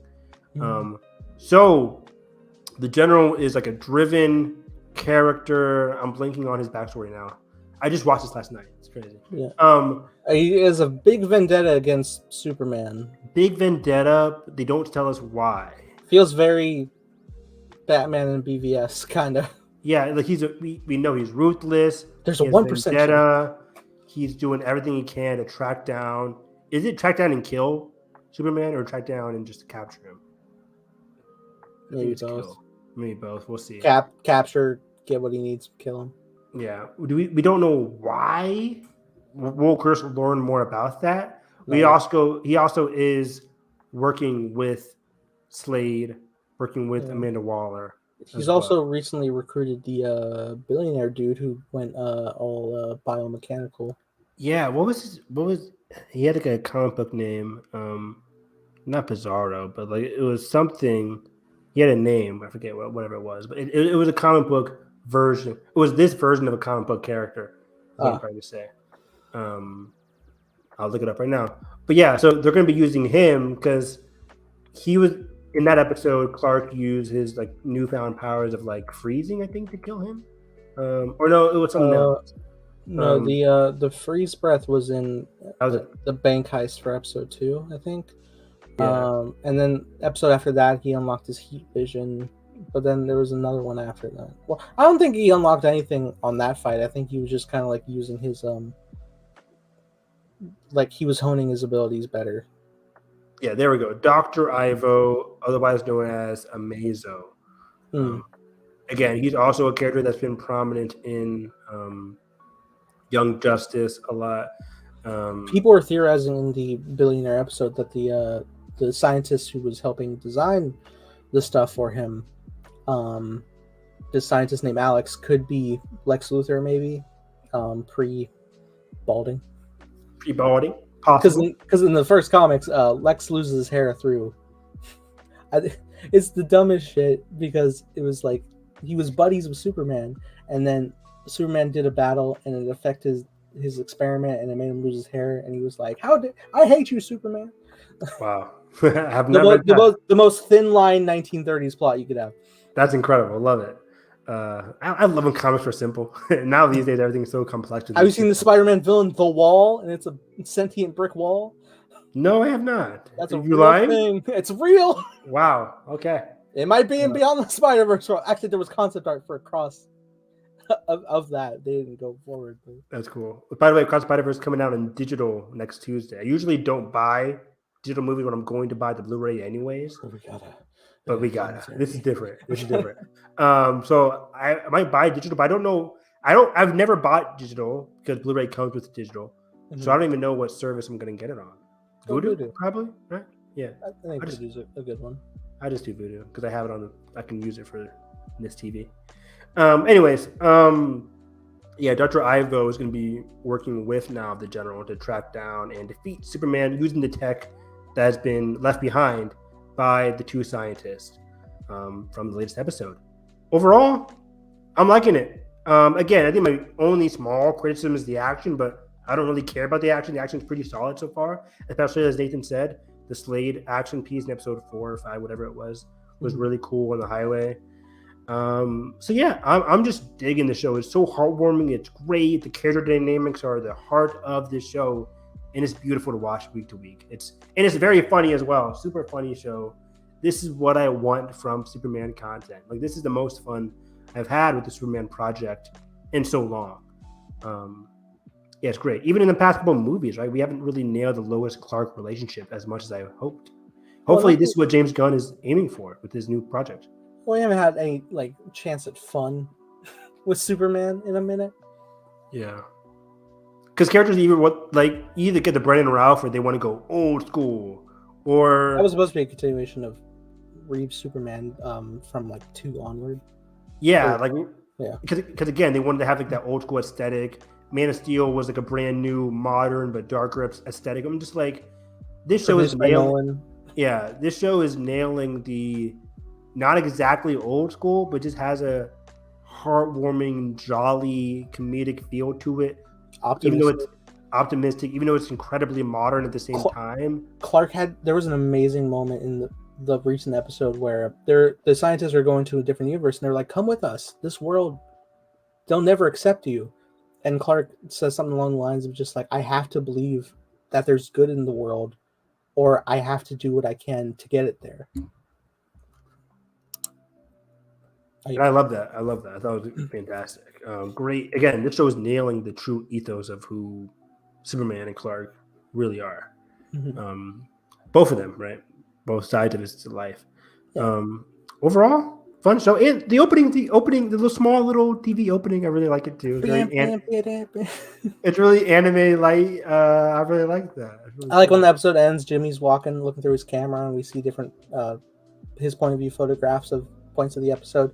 The episode where he got kidnapped and then he's not walking on the end. I was like, no. Yeah, what's going on? Yeah, that was wild. So Clark and Lois had a rift, or I think that was the same episode, and then, like, they had that final shot of the trio, but then like it was ripped, and I was like, "Don't do this." Oh, I didn't recognize that. Oh, wow. I already care. So yeah, they're the best. I heard next week we're getting a sex scene, which is crazy. No, I'm kidding. Wow. Wow. Rated R. Adult Swim. Rule 34. The artists work fast. Overall, great show. I'm loving it. It's easily one of my favorite new shows of the year, period. So can't wait to watch more. See how this season. We'll definitely do another one of these when the season ends, or week to week. Yeah. Do we know how many episodes there's going to be? 10. 10. Yep. So 4 more episodes. I can't lose this show. 7, 8, 9, 10. Yep. So 1 more month of Superman. Nice. We shall end this podcast talking about Teenage Mutant Ninja Turtles, Mutant Mayhem. That was such a weird flow. What? That was such a weird flow. I thought you were going to just say the acronym letters. I was, but then TMNT. I don't know where I was going with that. I wasn't cooking. That's the thing. I wasn't cooking. But we're back. Mutant Mayhem, produced by Seth Rogen, directed by Jeff Rowe, written by Seth Rogen and Jeff Rowe. Fantastic. This movie's so much fun, so great. I heard so much hype going into this. I remember watching the teaser trailer for this movie, and I'm like, oh, this is what I wanted. This is just ooze. Me and my nephew say that all the time. I want to take him already, but he wants to wait for his birthday, which is like the end of the month. I'm like, okay. Yeah. Luckily, I'm not waiting. You said your coworker wants to see it? No, my nephew. Nephew. Is it gonna be too mature for this? Because there are animal stuff going on in here. This is not as extreme, and you know it. God damn it! It is PG. I'll give you that. This movie rocks, dude. I think I talked about it earlier, but the voice cast of this movie, amazing, fantastic, perfection. Whatever synonym we can use. The chemistry between the voice cast. I've watched so many interviews with these kids, and they talked about how, and you can tell they did this with Rebels and other great animated shows. When you're in the booths with your other co-actors, co-leads, you're not just saying like, "Hey, go film something in a closet." Like, you're all in the voice booths together, doing these lines together. You're not just reading your lines and calling it a day. You're flowing off the people next to you in different booths. They did this during COVID, of course, so it's like different closed off booths. But you can easily tell the chemistry of the voice cast coming through the sibling relationship between Donatello, Leonardo, Michelangelo, Raphael. You can tell all of these characters, all these characters are so close, given the performances of the voice cast. I was just enthralled. The writing in this movie is excellent. Like, just the kinetic energy of this movie is constantly flowing. It felt like I was just watching average kids going through life, and it was just so much fun to witness. Yeah. It's good. It's good. It's good. It's cool. Is that it, fam? No, I wrote a whole like letterbox review. There we go. Oh, you scared me for a second. I got my script ready. That's my first. I have more to say. I'll wait for you. I'm trying to refresh because I'm like, it's been a week now since I saw it. Oh my god. No, I dug it, man. It's good. And I mean that in the highest praise. I gave it 4 stars. Yeah. Because I got bullied into going back to star ratings. But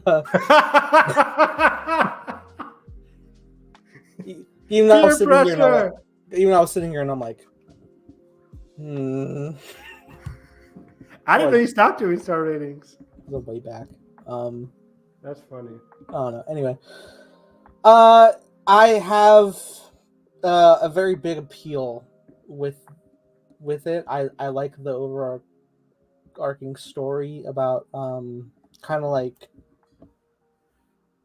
not the kids growing up, but like especially like Splinter, accepting that his, he can't. The kids have to go out and grow, that was probably one of the bigger surprises of this movie, just Splinter's whole arc. Like, I didn't expect such a nice fatherly dynamic. I mean, that's who the character is, right? He's their father, and you got that across other TMNT media. But I like the route they went here, where it felt very organic and very genuine, from like just a father wanting to be with their kids and being a bit overprotective at times.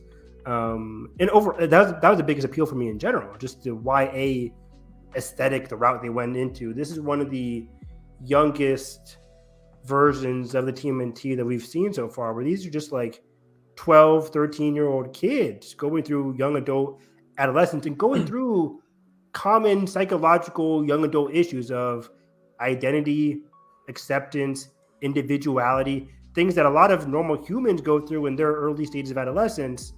But seeing it, in the eyes of Teenage Mutant Ninja Turtles, it was very interesting to watch. It made for a very compelling arc for them, for everybody. For sure. It's weird. My feelings on this, because I wanted to love it. And you just love it. I don't. And I know I'm probably in the minority here with a lot of my taste. Now, I've been a TMNT fan for as long as I can breathe. Like I've grown up on many different iterations. Specifically, I grew up on the first 2 live action 90s movies, and with the ooze, Secret Ooze, especially the second one I love the most. And also the 2003 cartoon series, which that recently went on sale on Vudu. There's a big TMNT sale, a big Nickelodeon sale in general. So like if you want to get Avatar on sale and own it forever, you could. Because they're also get the Blu-rays. Absolutely, because they're also doing like movie ticket offers for like $5 off on Fandango. Yeah. I bought all 7 seasons for $25 because that's a fucking steal. 7 seasons. Is it streaming somewhere? It's on Paramount Plus, but like I want it forever. And you won't have Paramount Plus forever. $25 for 7 seasons. That is a steal. That's a bargain. And yeah, I popped that on recently, and I'm just like, God damn, this is so good. Like it still holds up. It's a great show. It's been a while since I've watched it. That was the show that came on WB64, right? Yeah. Saturday mornings, watching that after Pokemon and Yu-Gi-Oh. Good times. I think I saw it on Cartoon Network. Cartoon Network. And I think I saw it on both. There were so many different TV shows. The Cyber one, was that also WB and Cartoon Network? You know about Cyber Chase? Cyber Chase. That was PBS Kids. No. There was a TMNT's futuristic one, the Cyber one. Remember?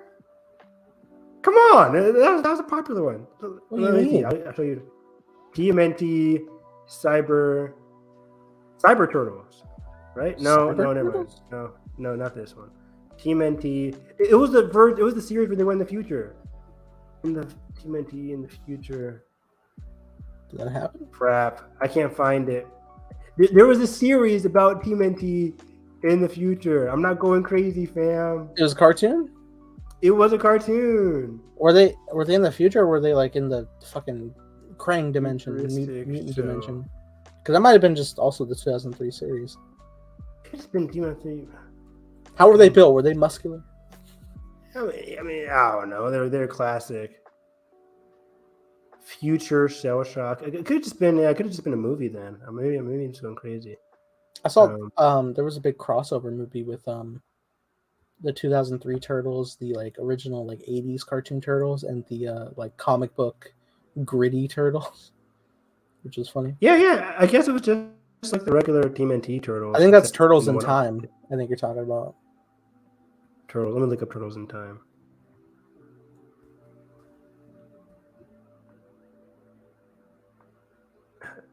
That's an arcade game. Oh. Yeah, it's an arcade game. Well, my description still stands that exists. So the one I looked up said season 6 of the TMNT show, so it was like, yeah, probably just an arc. Okay. But I guess they played it a lot because I remember that vividly. Anyways, continue. What were you saying about that? What was I saying? Oh, I love it. I have no idea. Yeah, you love that. Yeah. I do. So I guess I'm pretty predisposed to the particular archetypes of the Turtles, right? So watching these iterations, I found it interesting. I really like Leo. I think Leo got the most development out of the Turtles in this one. Leo he was like kind of like the main character in a way because of his relationship with April. Yeah, and I love April as well. I think April was handled very well. I like the idea that she's the same age as the Turtles. So smart, so good. It would have been weird. You wouldn't have been able to do like the romantic angle there, where it would have turned from like a boy likes a girl to a boy has a crush on an older girl, and it was different. Yeah, I like that. That's another interesting thing with me in this film is like they don't feel like teenagers to me. They do just feel like kids, preteens, I suppose you would call them. But really, yeah. I mean, granted, whenever I like think of like the teenage aspect of the Ninja Turtles, it's probably more closer to like the 16-ish range, where they're more like not like completely young adults, even though every iteration is basically that. But just like a lot more like, I guess, rebellious era teenagers, as opposed to like these really do just feel like children in this iteration.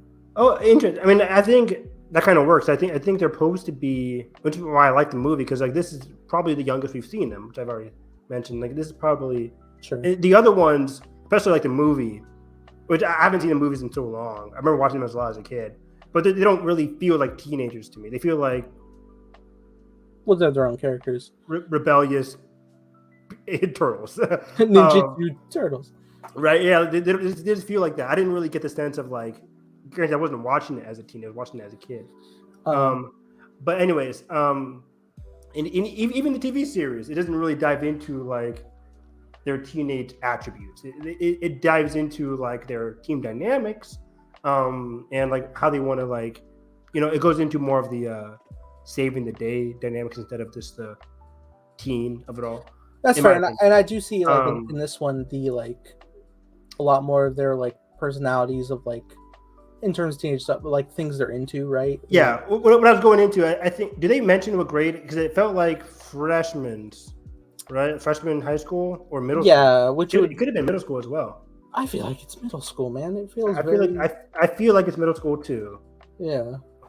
Let me look this up. Maybe it's on Mutant Mayhem. But yeah, it felt like for me, it felt like middle school. Even fast forwards, it says 15. So 15 plus 1. What grade is 15? Yeah, that is freshman year. Yeah, so that's freshman year. So I guess you are freshman. It did feel more middle school than freshman. Granted, it's just a difference of 1 year, middle school and freshman year. But yeah, it did feel a little bit younger. But yeah, 15 makes sense as well. The young freshmen. But maybe they felt younger because they haven't interacted with humans in 15 years, so they're coming across a lot less mature than somebody like April, who's been around the block.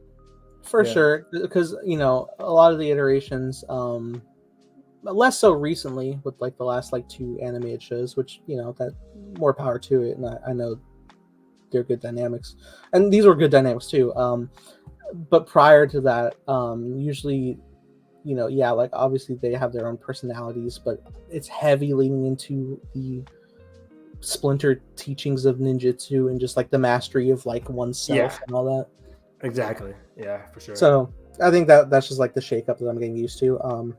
But in terms of like how I felt about the individual turtles, like I said, I think Leo has the best development. His like desire of wanting to be a leader and like the sense to do what's right. Like the scene where it's like he ratted us out and like everybody bails on him, and he like looks between them and Splinter and he just like feels bad.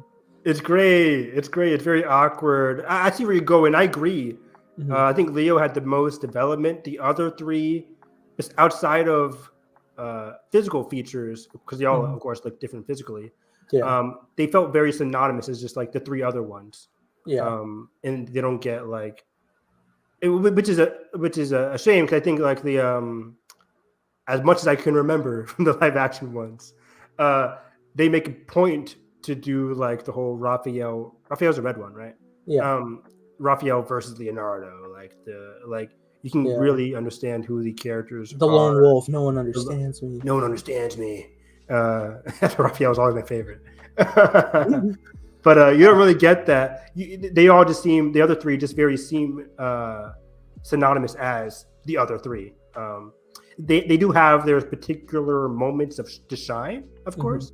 But they're all shining in different ways, and you can definitely see how they're different, but they don't get as clear of an arc as Leo, for sure. When it came to Raph, he's basically just a muscle brain meathead. He's not really Raphael's the orange one. Red one. Red one. Okay. The lone wolf. Michael was the orange one. Leonardo's the purple one. Donnie's the purple one. Donnie. Leo's the blue one. I knew that. I said the wrong thing. Okay. You gotta believe me. Okay. But yeah, like I felt like Raph probably could use more like scenes where he gets frustrated and goes through like an arc of learning. Like not everything can be solved with just brutality and fists and stuff. And I know he's a child, but thrust in these situations, they're heroes. Look at them. Look, they're fucking saving the city. Donnie has always been my favorite turtle. He's a smart one. Yeah, Donatello. Cool. He was Jalen's favorite as well. I think he has the best turtle look in this movie. Him with the glasses is so cute. Yeah, it's so good every time. But I was really bummed not to see him be more tech savvy like he usually is. Like there's a quick scene where like he has he sleeps like his bunk is the only one with like a computer monitor that he doesn't use. And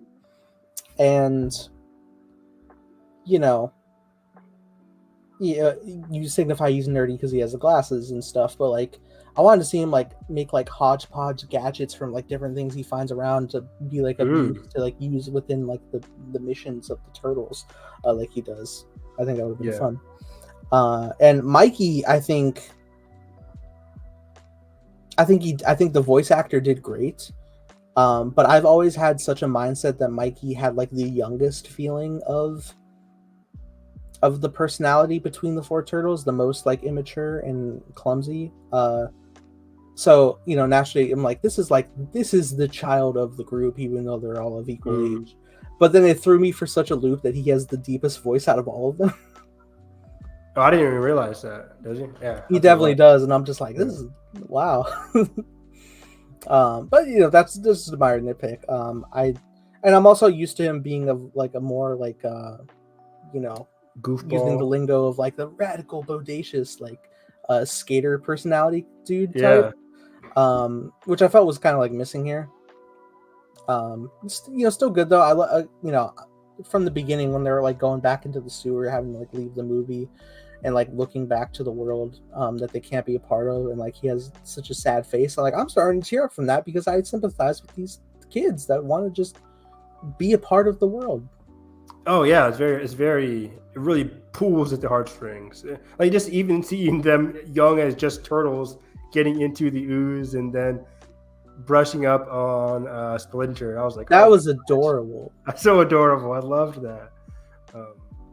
Yeah, I totally see what you're saying. I really wanted more individuality between the other three. They probably didn't need like a super big like Raphael big quirks, but I just would have loved to see more individuality, definitely. And this is something I'm most intrigued by with the sequel because oh yeah, for sure. Spoilers for the spoiler review. Society accepts them and they get to enroll in school. Yeah. And so the fact that they're going to be thrust into social situations as teenagers, it's like you have the biggest potential to explore thematically, not only like how the turtles and these brothers are fitting in, but like how they can also, come into their own shells and divide as a group because they're of different personality. Because I can imagine somebody like Donnie being like with nerds, and Raph's probably going to be on some sports team, and Mikey, somewhere, I don't know. But you are going into my brain saying on the podcast, because that is exactly what I said to Jalen after we left the theater. I was like, I love that movie. I can envision 5,000 sequels for these characters going through high school and dividing because of their first introduction to the human realm, so to speak, and just getting different parts of the human aspect of human life and how that affects their personalities differently, and how that could potentially divide them differently. Because it's a choice to have them be so isolated for 15 years and then go into the whole human dynamic with April and everybody else and be so young too. So it's like they're going through adolescence, and then now they have to like, how does it feel? And you definitely know not all humans would accept them, right? So you're going to get some division there as well from the exterior of the humans. On top of that, like Shredder being an imposing antagonist, how that threatens what they're trying to establish at such a young age. They're going to be sophomores, presumably, in the next movie. So it's just like 16-year-old kids. They just probably want to just get in, gel with the humans, but now they have like their whole identities threatened by Shredder. Like, whoo, like there's a lot of fun potential. Seth Rogen and Jeff did talk about like they have a lot of ideas for future projects with these two, and they outside of the sequel movies, they want to do sequel TV shows with these characters as well. Which I believe so. I could be wrong. I could look that up again. But I think with that's going to be also very interesting, because there is some definite long-term possibilities and avenues they can go here with this. Sequel is happening alongside a new TV series from Seth Rogen. Yeah.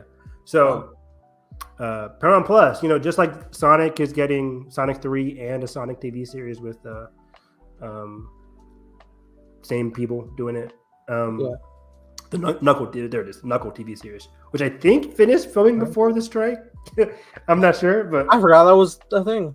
Presumably, Knuckle was supposed to be release date of 2024 and the movie in 2025. Will that still happen? I'm not sure.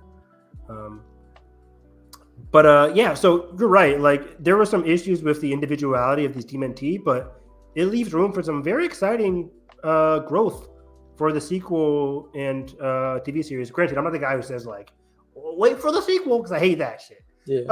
So I definitely understand your criticism, though. Yeah, for sure. But I guess it's also fair characterization when the fact that like these four brothers have grown up by the hip all their lives, and so of their similarities, it's like, well, yeah, of course, they didn't have any real place or time to be able to grow on their own, because everything that they intake from the outside is always together. That's a very good point, which goes into one of my favorite aspects of the movie, going again with the whole Splinter fatherly sons dynamic. It was just so sweet, and then it's heartbreaking when you see like he's trying to throw. Yeah, he's trying to tell happy birthday, and they're just like, yeah, Dad, we just want to go outside and go back with April. It's just they didn't say April, but it's like we want to go back outside. It's just like I feel so bad. We got errands to run. It was like he got pizza. He got pizza for you guys. But then I also empathize with the turtles who also just want to be human. This is their first time. Leo has a crush.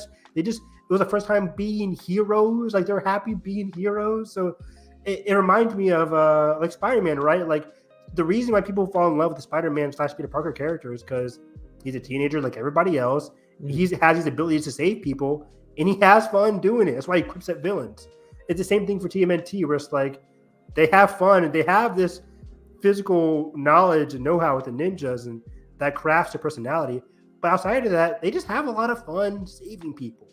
And they had a lot of fun. That first initial rescuing April's bike from the gang is such a great sequence.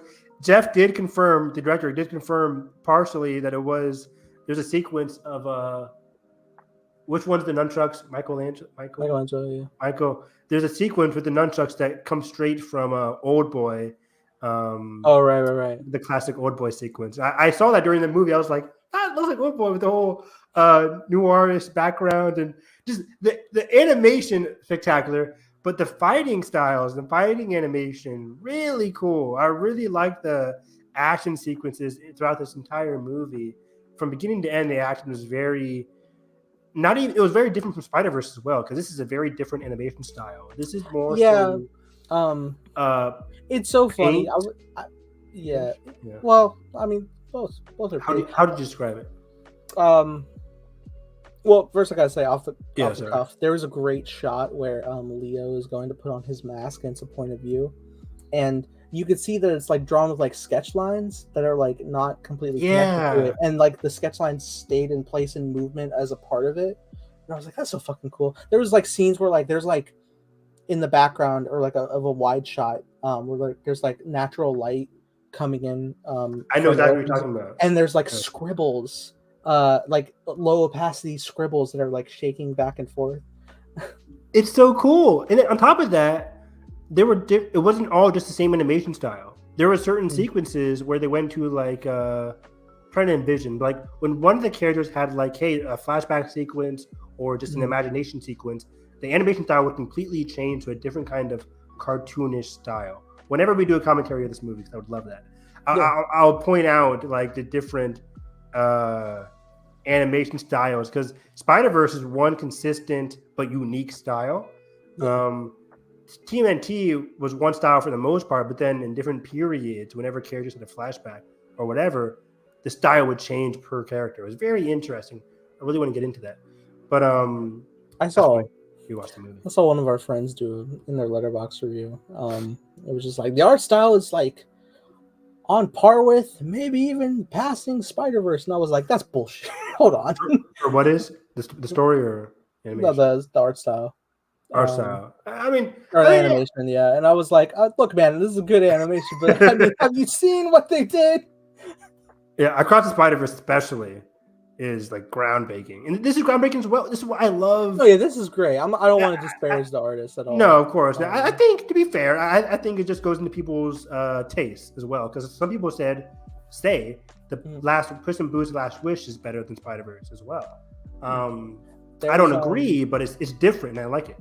While I was at my early access screening, of which I got one trailer. We got like 2 trailers. Was it Gran Turismo? No, I got It's kind of lap. This happened as well back when I went to go to the early access for Transformers, which was also Paramount. It's like, I guess there's not a lot of Paramount movies, and they only wanted to promote themselves, I guess. I got a look at TMNT, and they showed a 30-second spot of Transformers before Transformers played, and I was like, this is weird.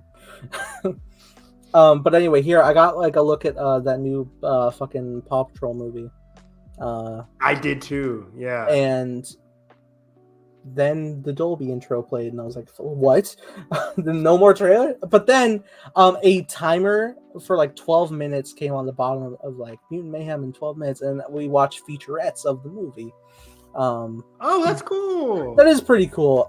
And one of the big things that popped up I think Seth Rogen said it, is like, or was the lead animators, their take on the art style, and you could totally see it, especially in the very wonky ass look of the humans, was based on like the type of sketches you would see in like teenagers' notebooks in the corner.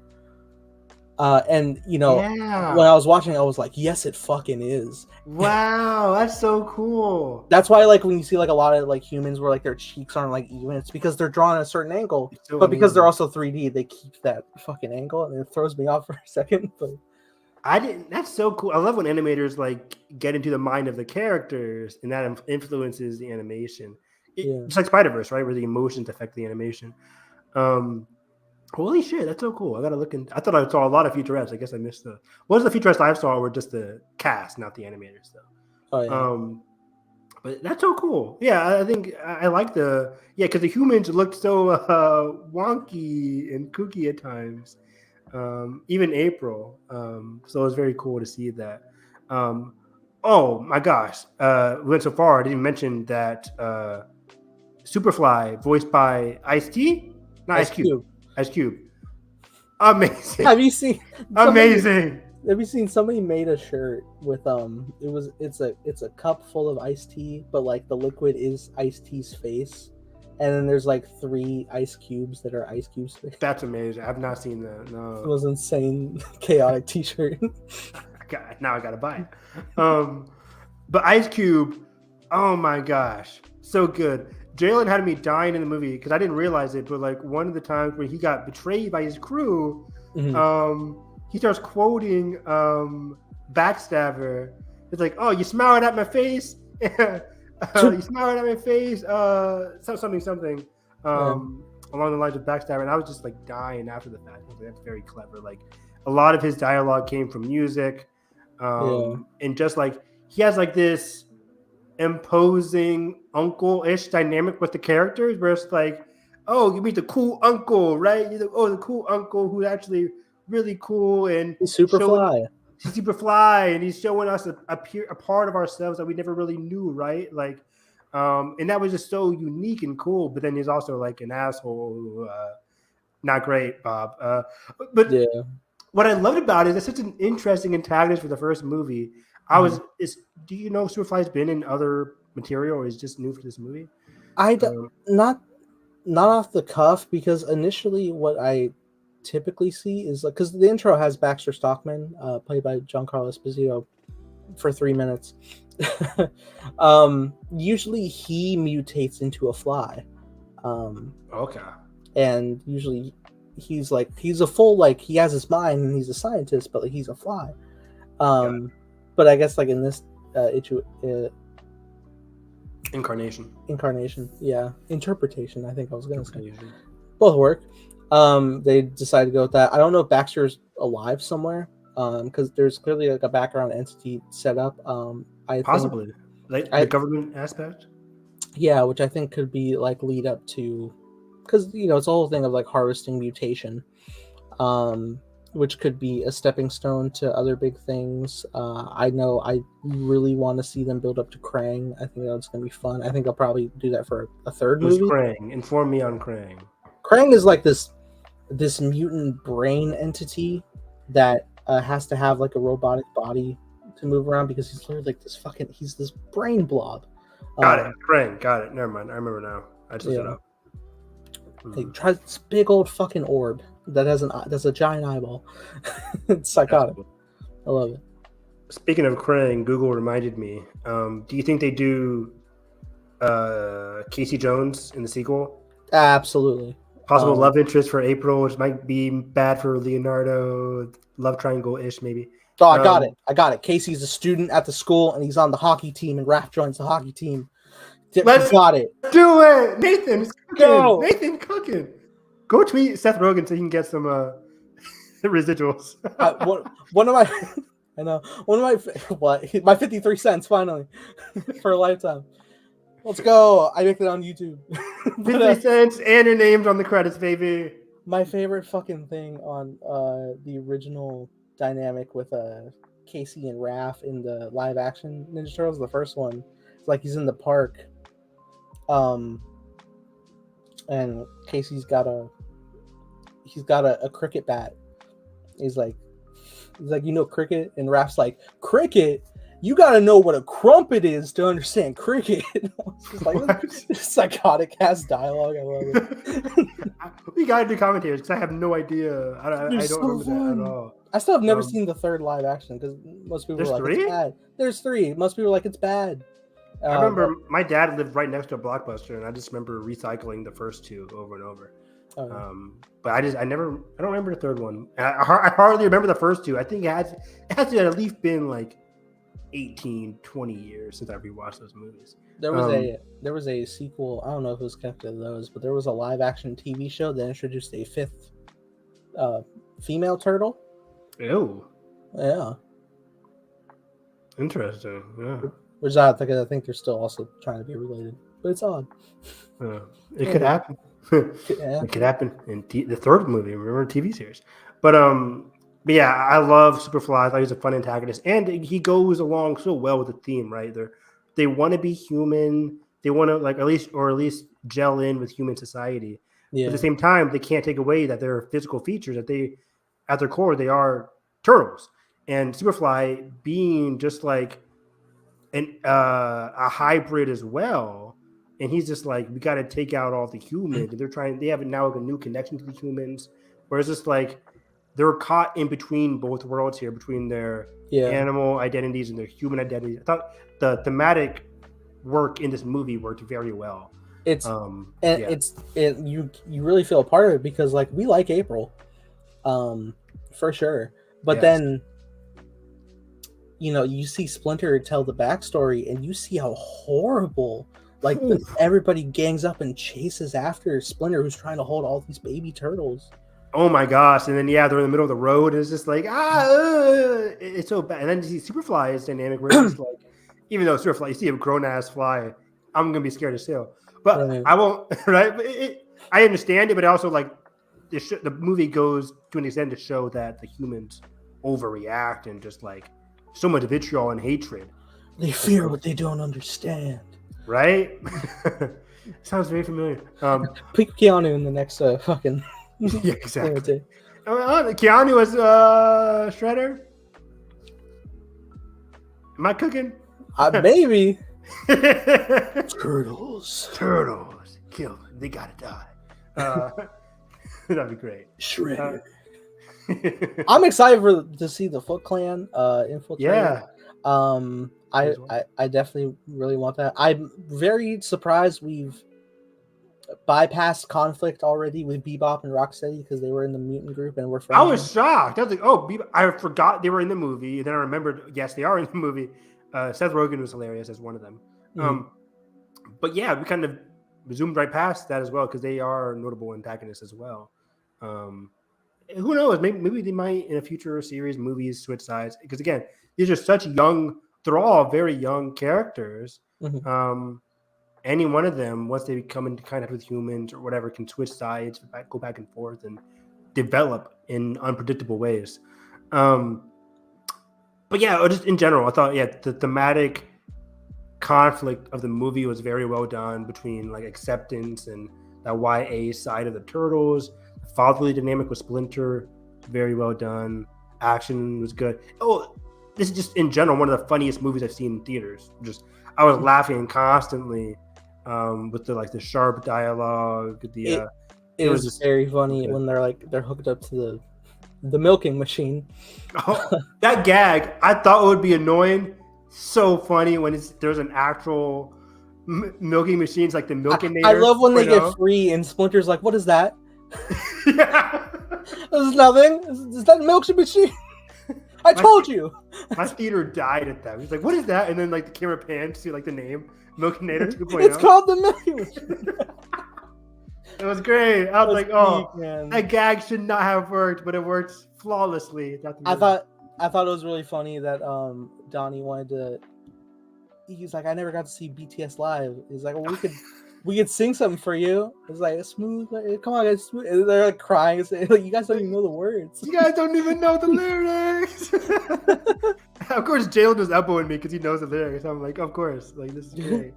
Yeah, that was hilarious, and it looked very painful actually. I was like, oh my god. Yeah, that was a lot of blood and DNA. They went over to the vial, and I was like, "You took that much? You took that For much? Mikey alone?" Like, that's some sick shit. Like, these are like 15-year-old kids. Like, oh my god. They were saying that they were already on the raft. Oh no. Yeah, they pan over that big ass like tube for no reason. I was like, why do you need that much like blood and DNA? Like, why? So yeah, I'm very curious to see what becomes of that scientist group, because as the post credits allude to, they're not all gone, right? They know of Shredder, so it's like this is going to be very interesting to see like how that progresses moving forward, how the turtles ingratiate with society. But overall, yeah, I was laughing so hard throughout this movie. Just the dialogue in particular, I can't get over how kinetic and how loose the dialogue felt. Like, it felt like they were just actual teenagers going through some shit. Wanting to be away from their parents all the time, wanting to be with April, and then just getting in with the cool kids, and then the whole fight downtown. Oh, I mentioned this in my review or whatever. I don't know where. A lot of movies do like the whole like big climatic battle in a downtown city area, and it's been getting tired recently. But I love the set pieces that they did here in the end with like the bigger monster Superfly, and them having to like just the direction of the actions is very flawless in that final action set piece. Not a ton of action, but just when they did it, it was very cool, very fluid. I love the giant mutation aspect.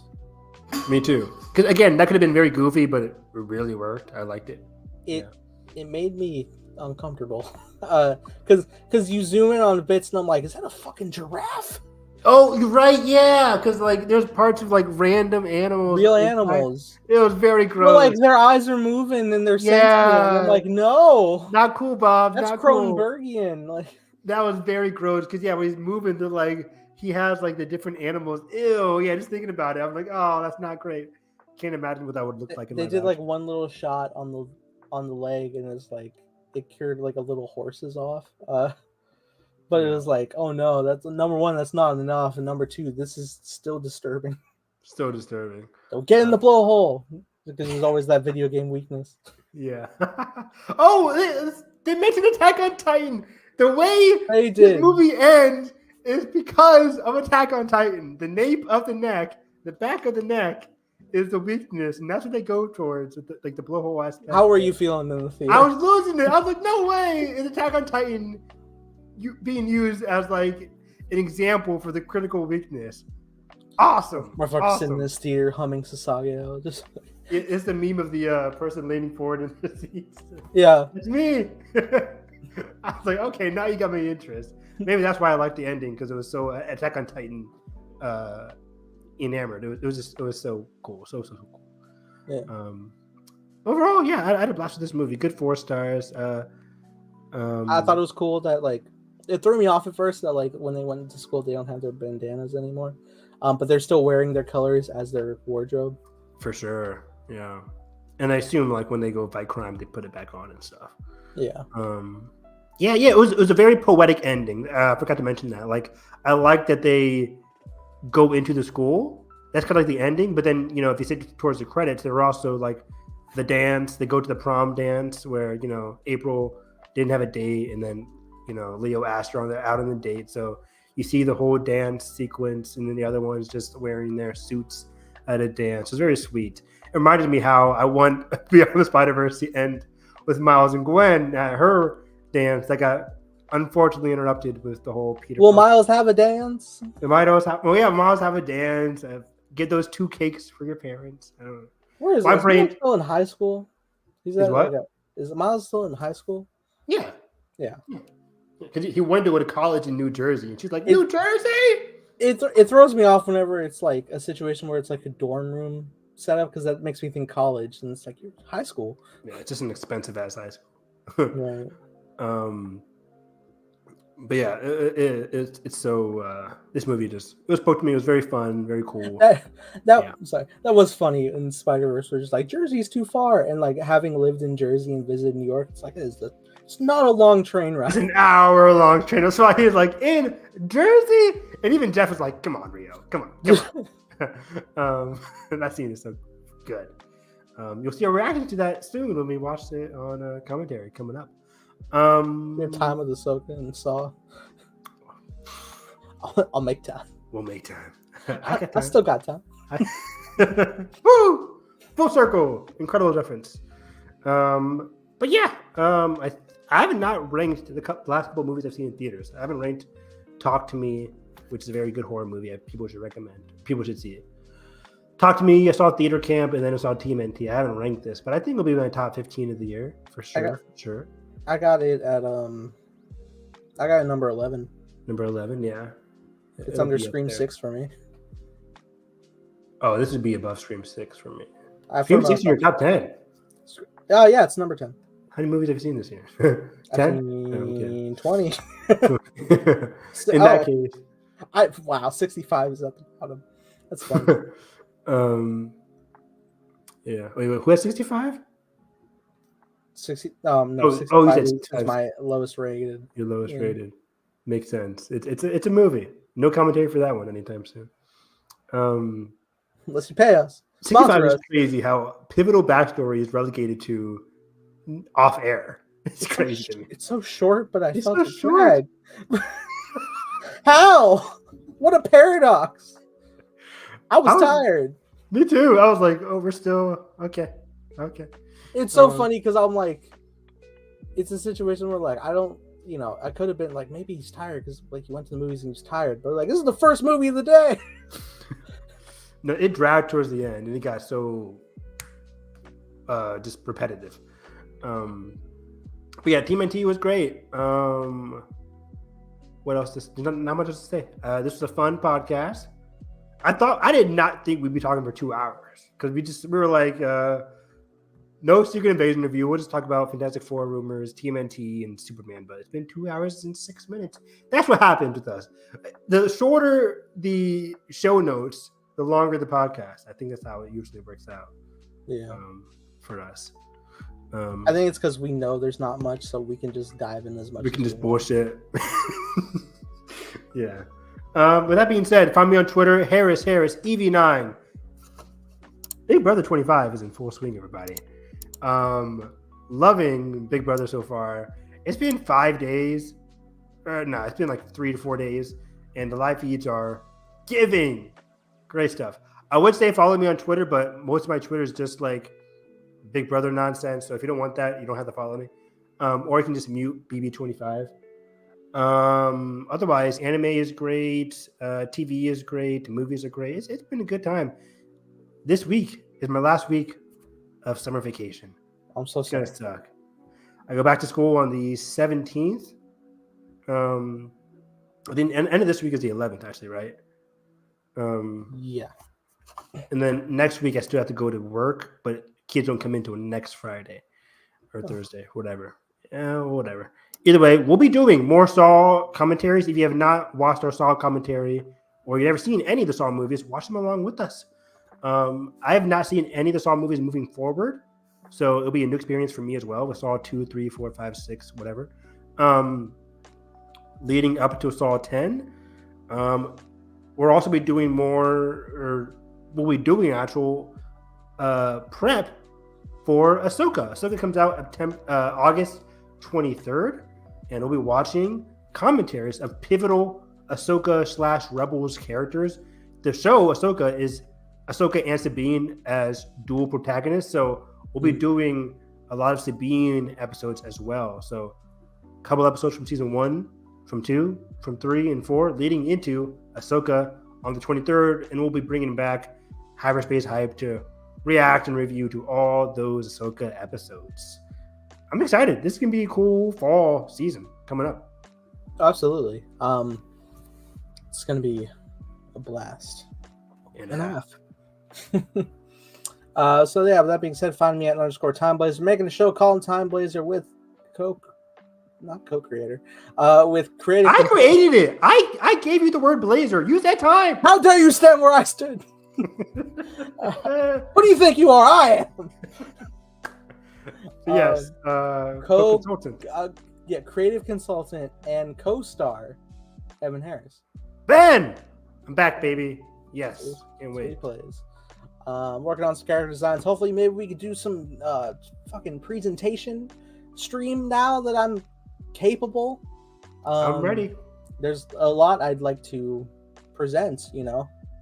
Looks, character designs, music. Hey, we are getting a musical episode. Nathan confirmed. We're getting a musical episode. It's gonna be fun. Dude, dude, if I could fucking sing, I would do that in a heartbeat. I really fucking would. I would love to do that. I just watched Strange New World Star Trek. Great show, by the way. Perfect. And they had a musical episode.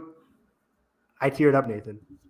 I say this live on air. I teared up at a musical episode. It was beautiful. I mean, hey, if you're into music, which is most of the planet, if you're into music and like the whole aspect of like exploring, making music, and some of these characters, might actually make some. It has some interest in that category, so there's something for everybody. It's mostly movie stuff, but something for everybody. It's all based on me, though. It's all my brain. So if you like this channel, which I doubt it, hopefully you like it more. Please follow the Twitter. So that being said, if you enjoyed this, make sure to hit the like button, subscribe now, ring the bell so you miss future my cup of teas. And that being said, hope you have a great day. Catch you guys next time.